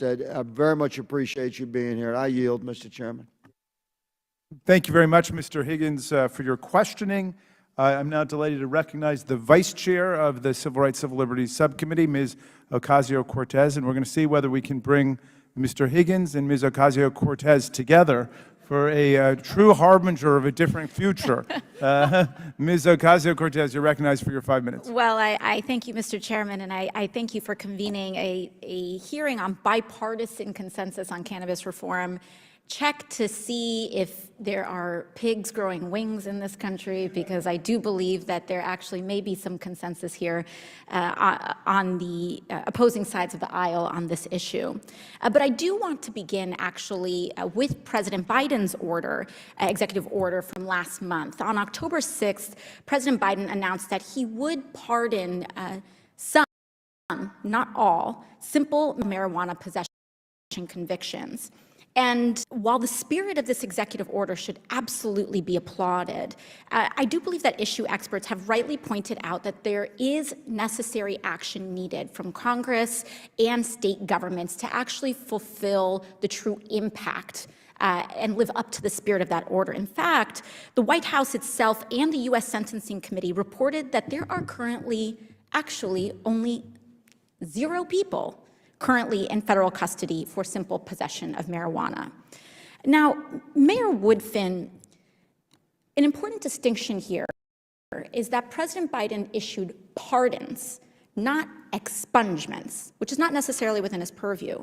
You, as mayor of Birmingham, have also issued a array of pardons, and we thank you for that. But can you quickly explain the difference between a pardon and an expungement? Congresswoman O.C., yes, ma'am, I can. And Mr. Chairman, briefly before I answer the Congresswoman's question, words matter. And while I'm on record, I just would like to say to you direct, your committee members, that putting cannabis and slavery in the same category is patently offensive and flagrant. So I wanted to state that. But related to the Congresswoman's question, pardons, as you know, are at the executive level, so president, governors, mayors. And that allows us to set aside penalties, or if one's actually incarcerated at any level, city, county jail, state, or federal, that they can immediately be released. But the expungement is extremely important because that's more at the judicial level. And even if you pardon me, if I apply for a job, for instance, the record that this can still be on my, more importantly, the arrest.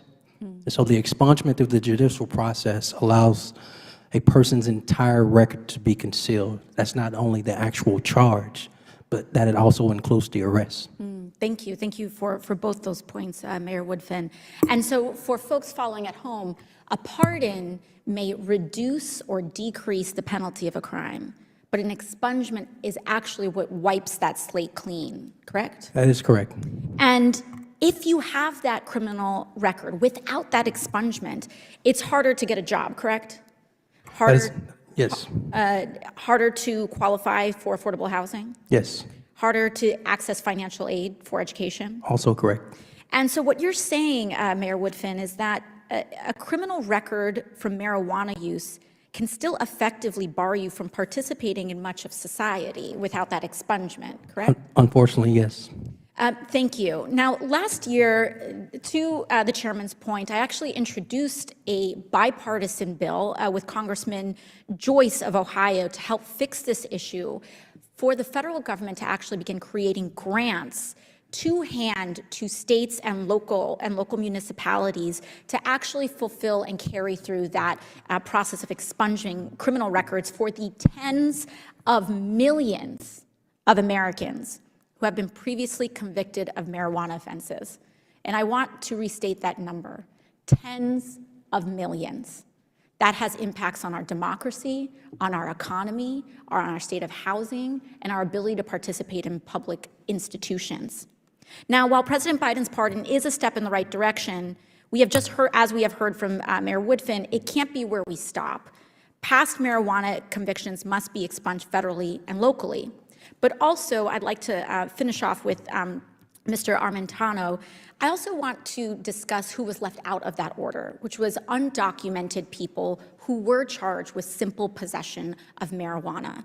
Now, we know that while pardons may not have the full benefit of expungement, Mr. Armentano, what is the difference to someone in an immigration proceeding and who possibly may be deported in having that pardon versus not having that pardon? I'm not an expert on immigration policy, but certainly I'm well aware of expungements and their importance. I'm also aware of where this policy you're referring to comes from. It was a provision that was added in 1996 as part of sweeping anti-terrorism legislation. This idea that we're somehow making America safer by giving the federal government the ability to deport people with green cards simply because they consumed cannabis, in some cases legally in their state, or because they're working in the state licensed cannabis industry, that was an absurd policy then. I believe it's still an absurd policy to have in place now. And I'm glad to see your leadership and efforts, Representative Mace's efforts to try to address this issue. I know there's provisions in the MORE Act that specifically speak to remedying this situation. Thank you very much. And I yield back to the chair. Thank you very much. Ms. Ocasio-Cortez. And now, and I'm going to recognize the minority ranking member, Ms. Mace, for her 5 minutes. Thank you, Mr. Chairman. And I have a few questions that I would like to get through, so I'm just going to ask our participants just to try to keep it as brief so I can ask as many questions as I can. My first question I'd like to direct to Normal Paul Arminato, if you don't mind. There have been some discussion today about taking into consideration some of the issues when it comes to packaging. And so if you could just speak to the importance of legislation that's responsible, maybe at the federal level, looking at how we can prohibit the marketing and advertising to kids, either in labeling or packaging, what that would look like of that responsibility. Thank you. As you well know, right now, those sort of decisions with regard to regulations on marketing and packaging, labeling, even testing are a patchwork system. They're regulated by the individual states. So you will have some states that may have greater regulations or other states with lesser regulations. We would like to see uniform regulations when it comes to a number of these matters, such as labeling, such as testing, such as packaging, very similar to what we have right now with regard to alcohol. Thank you. My next question goes to Mr. Gopals. I know that today already we've talked about some of the major increases in drug overdoses, fentanyl, heroin, opioids, et cetera, those examples. But can you tell us today, just exactly, every year since 2017, basically, what has been the leading cause of overdose in terms of drugs, and how many deaths have been, how many deaths have there been from marijuana overdoses? So I don't believe the CDC, DEA, NIDA, or any other federal agency has ever directly associated a fatal overdose with cannabis. So that means zero, right? Zero, yes. Overdose deaths related to cannabis. According to the federal government, yes. Yeah, and I would agree. Thank you.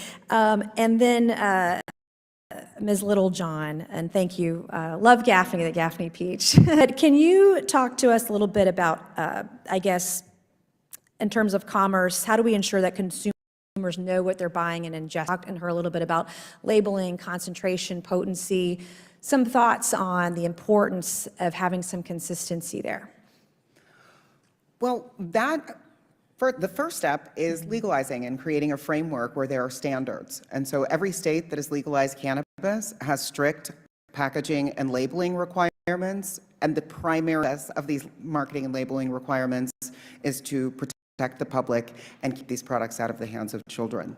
And so the legalization process provides a mechanism for us to call upon the extensive experience that we have both through TTB and other agencies in really creating policies that can not impede commerce while still keeping the public safe. Thank you. Ms. Snyder, I have a question for you this morning as well. The opioid crisis. Huge crisis. We've heard about some of that this morning. Some of the studies that I've read, including in the Journal of American Medicine right here, that I'm going to hold up and ask that we enter into the record by unanimous consent momentarily. But what I've read, where there's one dispensary in a state that stood up, that opioid addiction and morbidity could be decreased by upwards of almost 20% in the states where it was studied over a decade ago. So could you just speak to a little bit about the opioid crisis, the role of cannabis in preventing some of those deaths and addiction via cannabis? Yes.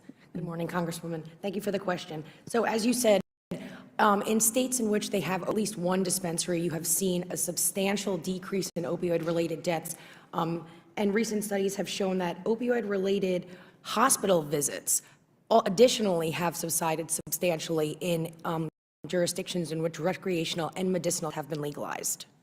Great. And then my last question, we'll go back to Ms. Littlejohn this morning. Cartels and drugs, they're making billions of dollars every year. Some of your thoughts on how we can reduce the proclivity for illicit markets continuing in the United States, the importance of reducing that, maybe by lower taxes or by regulations and greater accessibility to higher quality cannabis for folks. But can you speak to the best ways that the federal government can ensure that we crush the illicit market? The two biggest factors perpetuating the the unregulated or unlicensed market are high federal taxes, high taxes, and lack of interstate commerce. Because the unregulated market has, our country is flooded with cannabis from the West Coast, and so allowing individuals and legal companies to compete in that environment and to compete with tax rates that are actually reasonable is critical to their continued existence. Thank you. Mr. Chairman, I would like to request unanimous consent to enter in this article that appeared in the Journal of American Medicine that talked about the rate and reduction of opioid overdoses, mortality, and addiction with cannabis. Into the record. Without objection. Thank you for your questioning, and I will now come to the distinguished gentlelady from the District of Columbia, Ms. Norton, for your 5 minutes of questioning. Thank you, Mr. Chairman, for this important hearing. Last month, President Biden announced a blanket pardon for everyone with conviction for simple marijuana possession under federal and District of Columbia. This is a very welcome announcement. But I would be remiss if I did not use this opportunity to once again speak about the unique and undemocratic position of the District of Columbia regarding both marijuana and clemency.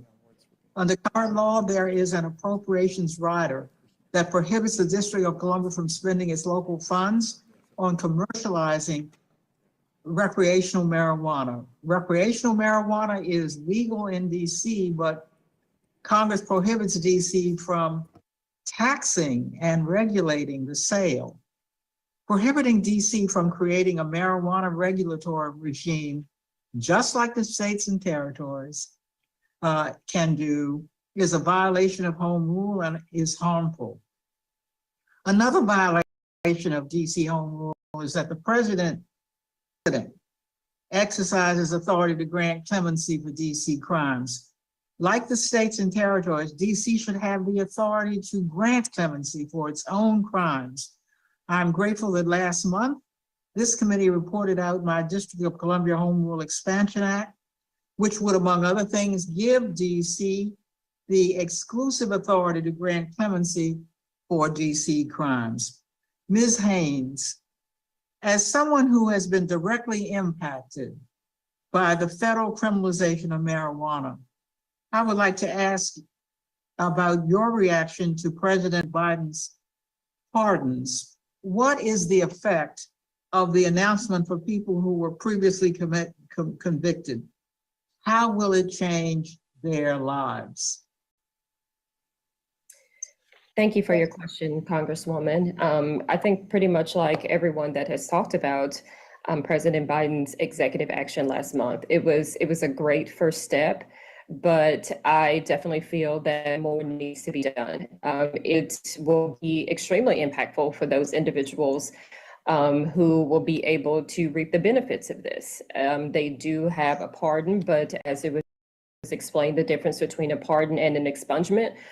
So we do need to go a little bit further and to expunge those convictions as well too, but open up some doors for people that have been closed simply because all of the collateral consequences that those of us who do have marijuana convictions are subjected to. And again, and like I said, I would just, urge the president, urge Congress to go further, because this was a very limited number of people that are impacted. And there are so many others like myself and those that are still incarcerated that do have, felonies on our record that are marijuana related. And we deserve to have the harm reduced to us, as well as those that have simple possession misdemeanor marijuana offenses. Thank you. Armentano, while President Biden's pardons were an important step forward, there are remaining issues that would be solved by a full deschedulization of marijuana, as last witness has just spoken, and expungement of past convictions for all. For example, under the blanket pardon, anyone who was not a citizen or permanent resident at the time of their conviction was exempted. So, Mr. Armentano, what are your thoughts on this exemption? Like others, I do want to praise the president for taking the action that he took. I thought it was an incredibly powerful statement to have the arguably most powerful elected official in this country, if not the world, to call out marijuana prohibition as a 50-year failure. Look, at the end of the day, as has been said by others, there's been over 29 million Americans arrested for marijuana-related violations in this country. The overwhelming majority of those arrests occurred at the state and local level.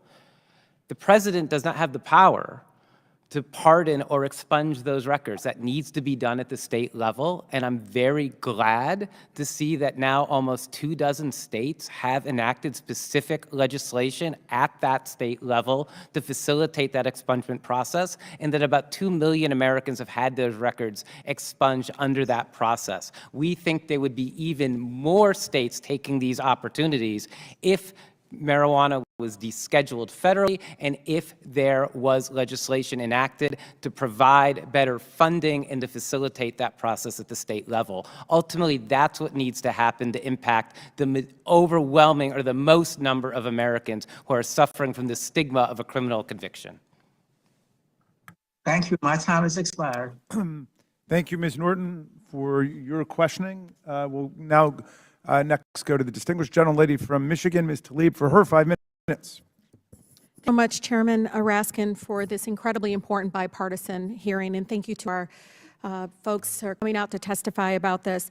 I know despite states' efforts to legalize and decriminalize marijuana possession, arrest and criminal charges for marijuana possession continue in a significant number of states. You know, and Mayor Whitfin, I remember reading about during the pandemic that your state was trying to actually build a prison, if not mistaken, with COVID dollars. I think it was, I don't know, millions of dollars that they were pushing away from, obviously, public health during a public health crisis, the pandemic, towards building yet another new prison. Is that correct? Unfortunately, yes. I believe about 400 million. I think it's one of your top, the state budget, predominantly corrections, correct? Yes. Yeah, in Michigan, we're spending like $60,000 or more per person that we're incarcerating, except and something that we could actually be using towards other resources like education. We're having a lot of issues regarding public health disparities in our state.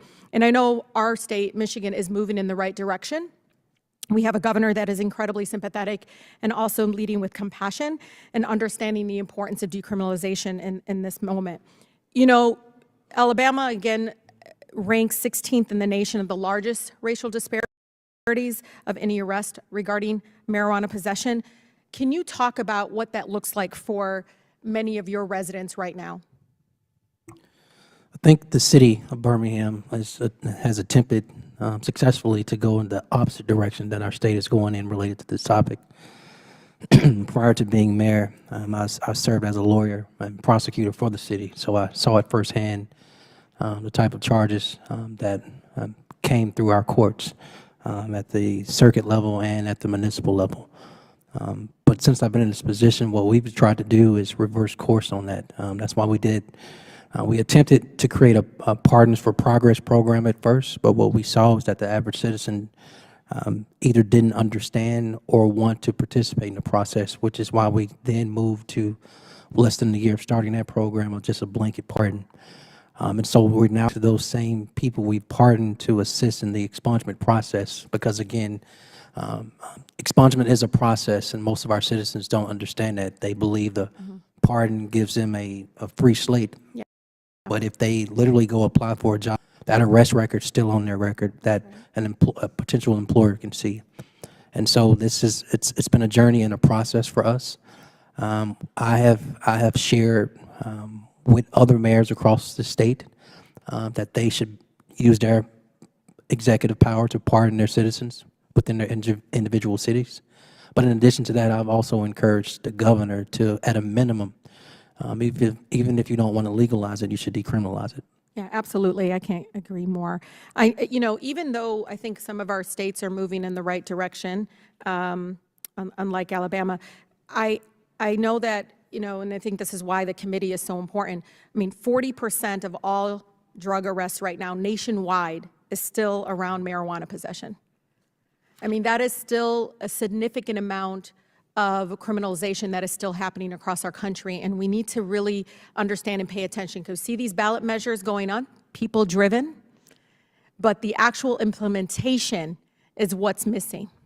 And it's incredibly upsetting for me to see, especially my Black neighbors, continue to have impacts on their lives. And Ms. Haynes, I know my good colleague from New York talked about the long-term impacts. But can you talk about, because it's fines, it's a number of things, because even when it's decriminalized, they still have to actually pay some of those fines and some of the things that they were, some of the punishment or whatever they did during the court process. Can you talk a little bit about that?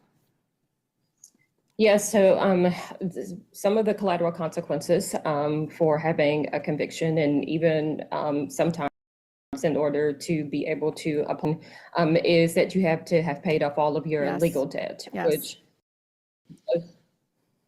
would include fees and fines that could be associated with these convictions. And sometimes if you do not pay these fees and fines that are associated with these convictions, in a lot of states, you will lose your driver's license as well too. And so there are a lot of things that stem from the legal debt that people have to pay when it comes to the collateral consequences of a conviction. And it's important that we talk about that, because there are some mandatory fines that are associated with that. And a lot of times what we see is that people are not able to afford that. And so this continues to perpetuate this cycle of poverty within the criminal legal system that we are constantly fighting against. No, thank you. And Mr. Armanetto, is that correct? It's Armentano. Armentano. I met with the Unified U.S. Deported Veteran Resource Center out in Tijuana, and I could not believe I shook the folks that grew up in the United States, served our country in the military, that was deported on some small amounts of marijuana, a number of issues. Green card holders, yes, but I was completely shocked. And Chairman, I would love for our committee to actually meet with some of those veterans. Right across the border, it was horrifying to hear them, many of which had never set foot in Mexico, had served our country, sacrificed their life, and our country deported them on possession of marijuana. And I think it's something that we should all work together on to try to address. But it is something that I think we should continue to highlight how unjust and really, the targeting that happened, and I think especially in communities of color. With that, I thank you, Mr. Chairman. I yield. And thank you for your eloquent statement. It looks like I'm next. Thank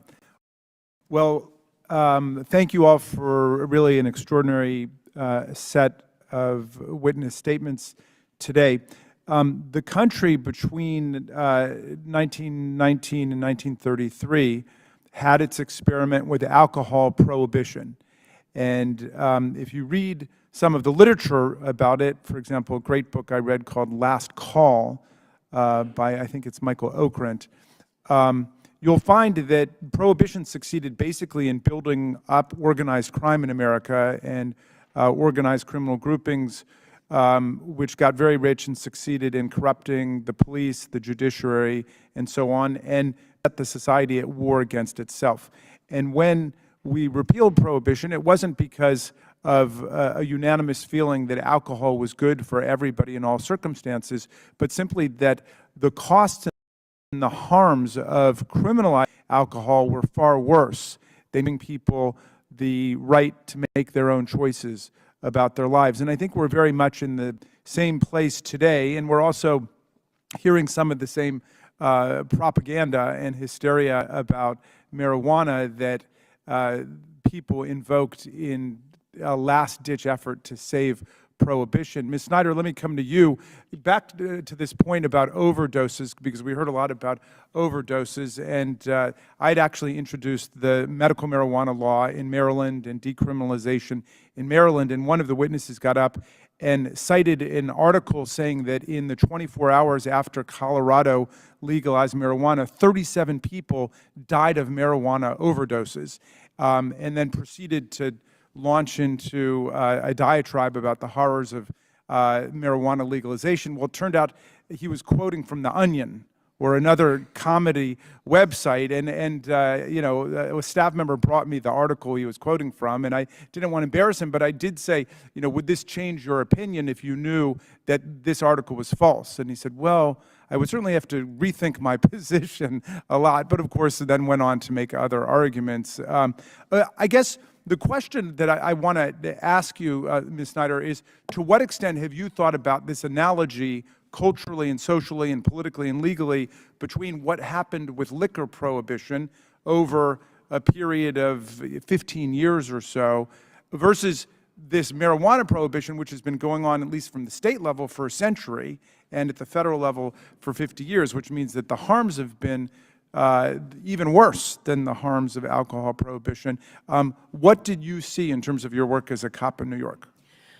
Well, I saw that prohibition of alcohol, we saw how the nation responded. We saw that once it started to become more morally acceptable or more societally acceptable by general consensus, people were like, okay, we'll legalize it and regulate it. We're starting to see that now with cannabis. We're seeing over 90% of the population is just so attuned to thinking it's completely acceptable, completely normal. And that's what I was seeing on the street as a police officer. No one really discouraged, I don't want to say no one encouraged, but it wasn't looked at as taboo as it once was. Right. And so, Mr. Friedman, let me come to you, because you've had a lot of experience with this at the state level and at the local level. Do you think the country is living a transformation like the end of Prohibition, and we're discovering what it means to enter the post-marijuana Prohibition era governmentally and commercially at the same time? Thank you, Chairman. I would go as far to say they've already gone through that as the people of the United States. I think for the vast majority of consumers and patients who now deal with cannabis, they deal with it in what they view as a post-prohibition world. Kind of the last people to consider post-prohibition is the Hill and Congress and the United States. The fact is, kind of the only things missing now are the sort of common sense regulation and science that our institutions of government could bring to it. So, Mr. Armentano, do you think Congress can catch up with where the majority of the states are now in terms of medical marijuana and decriminalization and legalization, as the mayor said? Do you think Congress will actually be able to do it? I know this hearing is a promising sign, but what do you think are the chances of our actually doing this in this session of Congress or the next? Well, my business card doesn't say prognosticator, but certainly one would hope that members of Congress see the need to act swiftly. Look, to use your analogy with alcohol prohibition, the federal government got out of the alcohol prohibition business when 10 states chose to go down a different path. The majority of U.S. states have now chosen to go down a different path with cannabis, and it is untenable to keep this chasm going between where the states are on this policy and where the federal government is. Today, the federal government needs to come to a way to comport federal policy with state policy, and that's by descheduling. Thank you very much. My time has expired, and I go to the distinguished gentleman from Kentucky. Thank you, Chairman Raskins, and I appreciate this bipartisan hearing. Hopefully we can have more of those in the future. Marijuana is not yet legal in Kentucky, but marijuana's friendly cousin hemp is an industry very important to our economy and the history of the Commonwealth of Kentucky. Throughout my time in Congress and during my service as Kentucky's Agriculture Commissioner, I've supported policies that promote hemp industry's growth and implemented the nation's first hemp pilot program in the state of Kentucky. Then during the drafting of the 2018 Farm Bill, I was in Congress and I authored language to federally legalize hemp for industrial and commercial uses. Hemp and related products like CBD, which I take, hemp-derived CBD, and fiber materials show great potential for Kentucky farmers, patients, and consumers. Innovative companies sprung up after legalization, and hemp is now a component of everything from car door panels to hardwood floors. And we have a really impressive hemp hardwood floor factory in my district in Murray, Kentucky. Unfortunately, the industry is struggling with an uncertain regulatory environment that has depressed its ability to expand and thrive. Clear demand for their products. In my opinion, the U.S. FDA needs to get to work in this space and provide regulatory certainty for hemp. We must also provide financial certainty and access to credit for entrepreneurs and farmers who operate legitimate businesses and are innovating within this new market opportunity. So, Mr. Friedman, are you aware that the FDA has failed for several years now to promulgate regulations that would provide certainty in the market for the hemp industry, especially with respect to products containing CBD? Thank you, Ranking Member Comer. Yes, I agree with your analysis. First of all, that the rules and regulations regarding hemp will have a tie to cannabis. If we don't get hemp right, it's going to be very hard to get cannabis right. And that we did legalize hemp without the FDA so far has not created a pathway for the vast majority of products that are used for CBD, nor have they created regulations around intoxicating cannabinoids that are now coming out of hemp as well, and that there is a lack of leadership that is now needed from that we are now search to champions like you for that sort of progress forward. And let me be very clear. I'm a Republican. I am against excessive regulations. But here we have an industry that all of the credible players want regulation because, you know, if there's a bottle of CBD at a gas station, there's no one that's there to determine whether that's CBD or not. When it says how many milligrams of whatever is in it, there's no agency that's looking into that to make sure that that's accurate reporting. So, you know, what I think we want with the CBD industry is we want that to be treated like a nutraceutical, to where, you know, you go in GNC, Vitamin World, places buy nutraceuticals as opposed to pharmaceutical, and you look on the label and it says, you know, exactly what's in that bottle or of CBD. We don't have that. And the credible people in the CBD industry, and not everyone's credible, and that's the problem. That's why we need some type of regulatory certainty here. The credible CBD producers, which there are probably 3 dozen in my congressional district and in Kentucky, they want some type of regulatory certainty, and so they can move forward. Now, Mr. Chairman, here's a letter dated April 14th where I requested a committee hearing with Chairman Maloney with the FDA to talk about this specific issue, to try to get some regulatory certainty in this industry, because you don't go in a store where you don't see all CBD, but there's no guarantee that that's CBD. That may be simple, that may be something else. I take CBD from labs I have been to in Kentucky where I know that they're producing a product that was grown on Kentucky farms and that has gone through a very credible lab. So can you elaborate on that? And I've got 30 seconds here as to what's going to do in the future. And let me say this, I predict that they're hearing on CBD oil in the very near future in this committee, but go ahead. Thank you, Ranking Member. So my prediction is that so far all of that I've read coming out of the FDA is that they're going to be turning it back to Congress to solve these problems, and people like you for leadership here in that. I think the problem is real. Consumers don't know what they're getting, that some bad actors have turned to intoxicating cannabinoids and selling. And we saw that in the pods for the e-cigarettes and things like that. Yeah. And people need rules of the road to get this right. And I believe it's not only critical for the hemp industry, but the burgeoning cannabis industry as well. These things are so interrelated at this that you will end up seeing bad actors escape the cannabis industry and go to the hemp industry because the laws and regulations are looser and they haven't created a clear path to market. I do believe this is a place where good actors and Republicans and Democrats alike can all decide, hey, there needs to be really clear rules of the road here. All right. The gentleman's time has expired. Thank you very much for your questioning and for that strong argument for government regulation, at least in the CBD market. So just in CBD, just the thing you know best. I will come now to the distinguished gentlelady from Illinois, Ms. Kelly, for her 5 minutes of questioning. Thank you, Mr. Chair. From the testimony we received today, it is clear that to achieve equity, marijuana should be scheduled and removed from the Controlled Substance Act altogether. However, there needs to be balance in the regulatory space between federal and state government, especially considering the existing systems that many states have in place.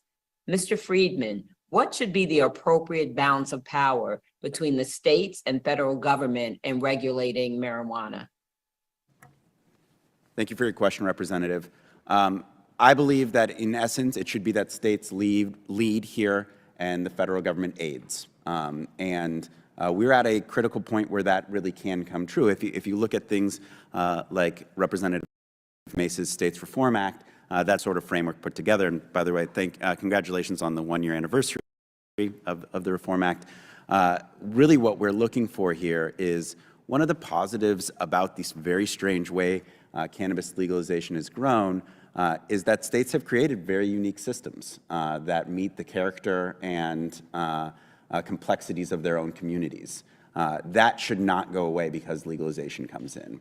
And so the ability to layer onto that some amount of uniformity so that a consumer in one state knows they're getting the same product in another state, some amount, the correct science and data. So if it turns out that having a history of mental health illness goes poorly with some sort of potency limit, we can therefore start to roll back those products.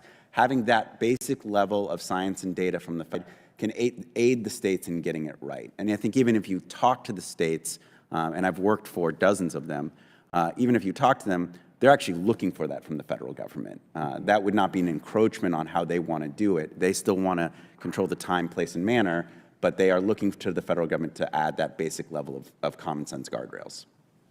Thank you so much. Mr. Armentano, you've spent years creating effective state and federal policy. So what should Congress do to effectively regulate the cannabis market? Again, I think our experience with alcohol shows us the way. And when we look at the balance that exists between and regulatory authorities states have with regard to the way they regulate the commerce of alcohol within their state, and we balance the role the federal government plays with regard to the interstate commerce and production of alcohol. The way it's marketed nationally, the way it's labeled is obviously uniform, but the way individual states treat alcohol in many ways is very unique. The way Texas, for instance, treats alcohol is very different than the way California treats alcohol, the way New York State treats alcohol. Again, in many ways, it's because the way this system worked emerged out of a patchwork system. Because when the federal government repealed its prohibition of alcohol, it did not wave a magic wand and tell states how to proceed. Some states continued to criminalize the production and sale of alcohol for many years post the repeal. Other states like New York had already began with their own regulatory policies even prior to the lifting of alcohol prohibition. So again, I think we have the roadmap legislation that's been introduced, like the MORE Act, like Representative Mace's Act, that follows that model. And again, I don't think we need to reinvent the wheel here. I think we know what the balance is and how to achieve it. Thank you. Ms. Littlejohn, in places like San Francisco and Washington State, with thriving cannabis industries, there has been disturbing patterns of violent robberies of cannabis companies. Can you give us some detail on how the lack of banking access and the need to hold large amounts of cash are dangerous obstacles for cannabis businesses? Well, there are two factors in play. One, again, federal banking laws make it difficult, especially for small businesses, to get access to banks, because what happens is their threshold for risk is when they reach their threshold for risk with larger businesses that can bring them more profits, they don't really have room for small and minority-owned businesses. And so without access to a bank, a lot of companies end up stocking their cash in their facilities. And so again, this becomes an attractive target to folks. The other challenge is that because of the continuing federal illegality of cannabis, there is also a lack of access to insurance and a general risk environment that makes it really hard for companies to fund their or take even adequate security measures to protect themselves and their employees. Thank you so much. My time is almost out, but we have to conquer the difficulty that historically disempowered groups have had in entering the cannabis business and how this can help. But thank you all so much. Ms. Kelly, thank you for your questioning. We're now going to go to closing statements, and I will begin with Ms. Mace. Thank you, Mr. Chairman. I first want to address Mayor Woodfin's comments earlier. There is absolutely no justification for anybody up here today in Congress to compare cannabis to slavery. And I condemn words by all means necessary, and I know that, Mr. Chairman, that you do as well. It's a disgusting comparison and never should have been it up here today.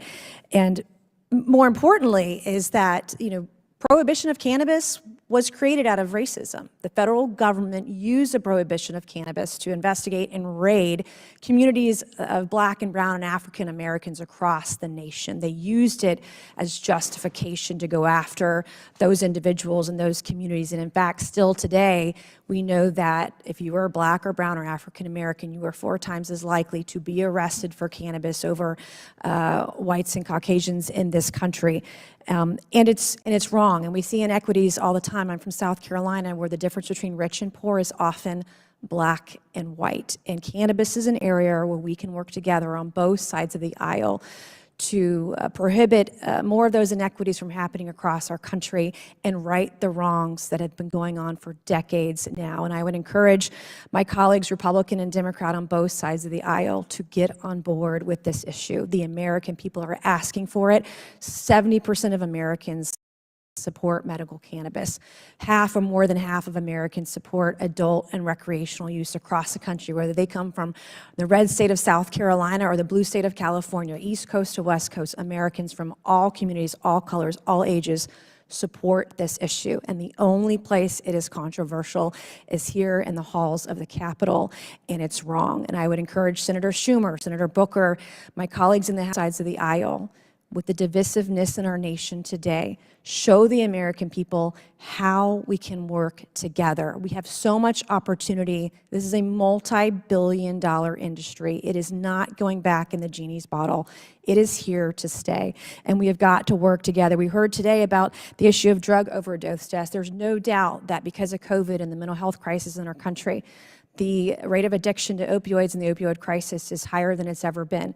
But one dispensary in one state, anywhere in the country, will reduce opioid, it'll reduce morbidity by upwards of 20%. Anywhere in the country. We've got to use facts and data to back up the changes that are needed in this country. I have talked to doctors from Harvard University, talking to the need for cannabis with regards to Parkinson's, the way that it protects the neurons in the brain and helps slow down the rate of Parkinson's. I know this, I have a family member suffering from Parkinson's right now, what it can do for cancer patients going through chemotherapy, what it does for addiction, what it does and can do for veterans with regards to PTSD. And I have a huge problem, but we have the solution. The States Reform Act, I'm going to say it over and over again, and I am willing to work with anyone who is willing to work with me. Common ground on this issue shouldn't be difficult. Shutting the cartels down on this issue should not be difficult. Letting businesses be successful in the market, giving certainty to the businesses who are operating today. This is not difficult. We should be able to protect the rights of states, protect our kids, protect veterans, look at labeling, regulation, consistency through labeling. The regulatory authority is here. It's turnkey. If we treat cannabis like alcohol, we have all the regulation that we need overnight and have the greatest success in this country today. But we only can do that if we work together. So my message today to Republicans and Democrats alike on this and any other issue is that if you're willing to work with me, I am willing to work with you. It is time that we get it done. Thank you, Mr. And I yield back.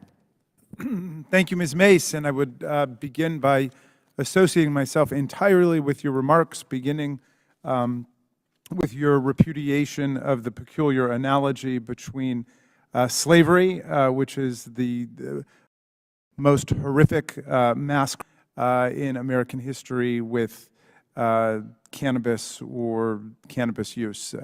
So I think we can all disavow that, and we apologize that the lectern was used for that purpose at some moment today, and I hope there was some confusion. I would also like to associate myself with your general leadership on this whole question of reforming marijuana laws, Ms. Mason. I do think that this represents an extraordinary opportunity for bipartisan, nonpartisan, multi-partisan convergence, because all of the major American values are implicated by this problem: freedom, the right of people to make their own decisions; public health, the interest of the states in regulating in the interest of their own people, and the use of science and reason in order to make the right public policy decisions. We've got 2.85 million federal employees in America. In my state, more than 100,000 people. And people have been disqualified from federal employment. They honestly admit on a security clearance form that they have once used marijuana, something that more than half of the country has done. And so I've had many I've spoken to who have been chosen for a significant federal position after an exacting process of interview, who then are rejected in the security clearance process because they have admitted to having once used marijuana. Now, the Biden administration issued guidance that the past use of marijuana would not be an automatic disqualifier when applying for federal employment, but too often I'm hearing from people who tell me that it operates just like that, as an automatic instant disqualifier for their employment. And this is obviously profoundly unfair to the individuals, but also it's a tremendous waste of human talent and unnecessary stigmatization and demoralization of our own people. This is one small aspect of a whole regime of injustice that has grown up around on marijuana. And I'm very cheered by our hearing to Ms. Mace, because it shows that we've got the opportunity to advance a lot of excellent legislation, including your bill, which has been praised by a number of our witnesses and members today, the security clearance bill that I am going to be advancing to deal with that problem, other legislation that has come out of the Judiciary Committee. I think we have a lot of momentum to make progress on this. As in so many other cases in American history, the states and the people are leading the way before Congress. Congress gets the memo last.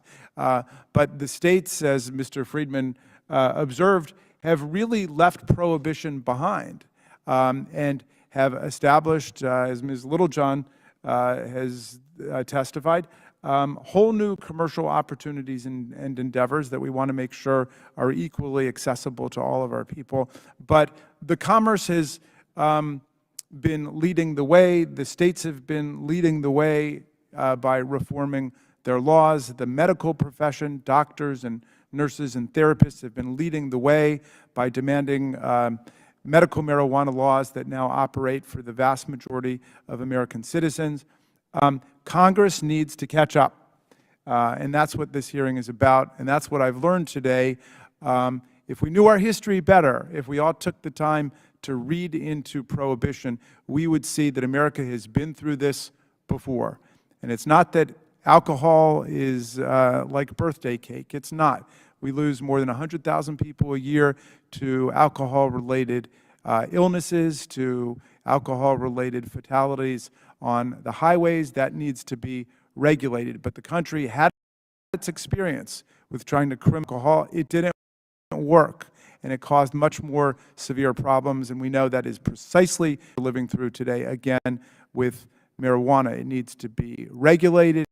It needs to be carefully controlled, but we should not be throwing people into prison for any period of time, for one day, because they smoke marijuana. It makes no sense. We should not be ruining people's lives over this. I think the country has made its judgment. It's time for Congress to catch up. I want to thank all of our panelists for their insights today. I want to commend my colleagues for participating so actively and intelligently in this dialogue, all of our across the aisle.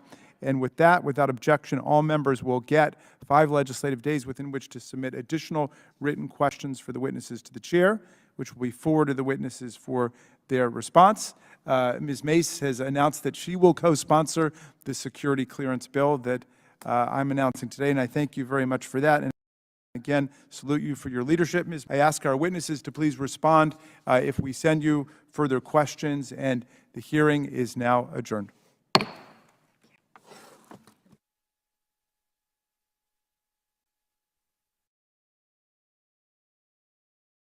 Good morning. The committee will come to order. Without objection, the chair is authorized to declare recess of the committee at any point.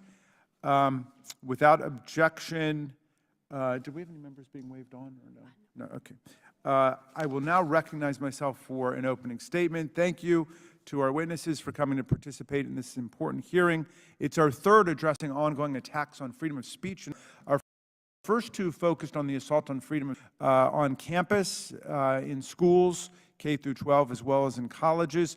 We examined a nationwide push to ban books deemed politically or ideologically incorrect and censor the expression of students, teachers, and families in the classroom, a trend which unfortunately shows no signs of abating as we begin the new school year. Today, we turn to the multi-pronged effort by the fossil fuel industry to attack its opponents and silence environmental activists through the strategic deployment of civil litigation, specifically so-called SLAPP suits, strategic litigation against public participation. SLAPP suits come in many forms: civil suits alleging defamation, libel, slander, tortious interference with contract, and even allegations that individuals or groups are engaged in a corrupt racketeering enterprise under RICO. For example, Energy Transfer Partners, the company that's built Dakota Access Pipeline, and which made $66 billion in revenues in 2021, alleged that environmental nonprofits and other activists were engaged in criminal racketeering violations against the company. Its claim was that the defendant's First Amendment protected activities, such as organizing, talking to neighbors, communicating with people online, sharing information, and protesting against pipeline construction, constituted predicate acts sufficient to trigger RICO Act liability and cause the award of millions of dollars in damages.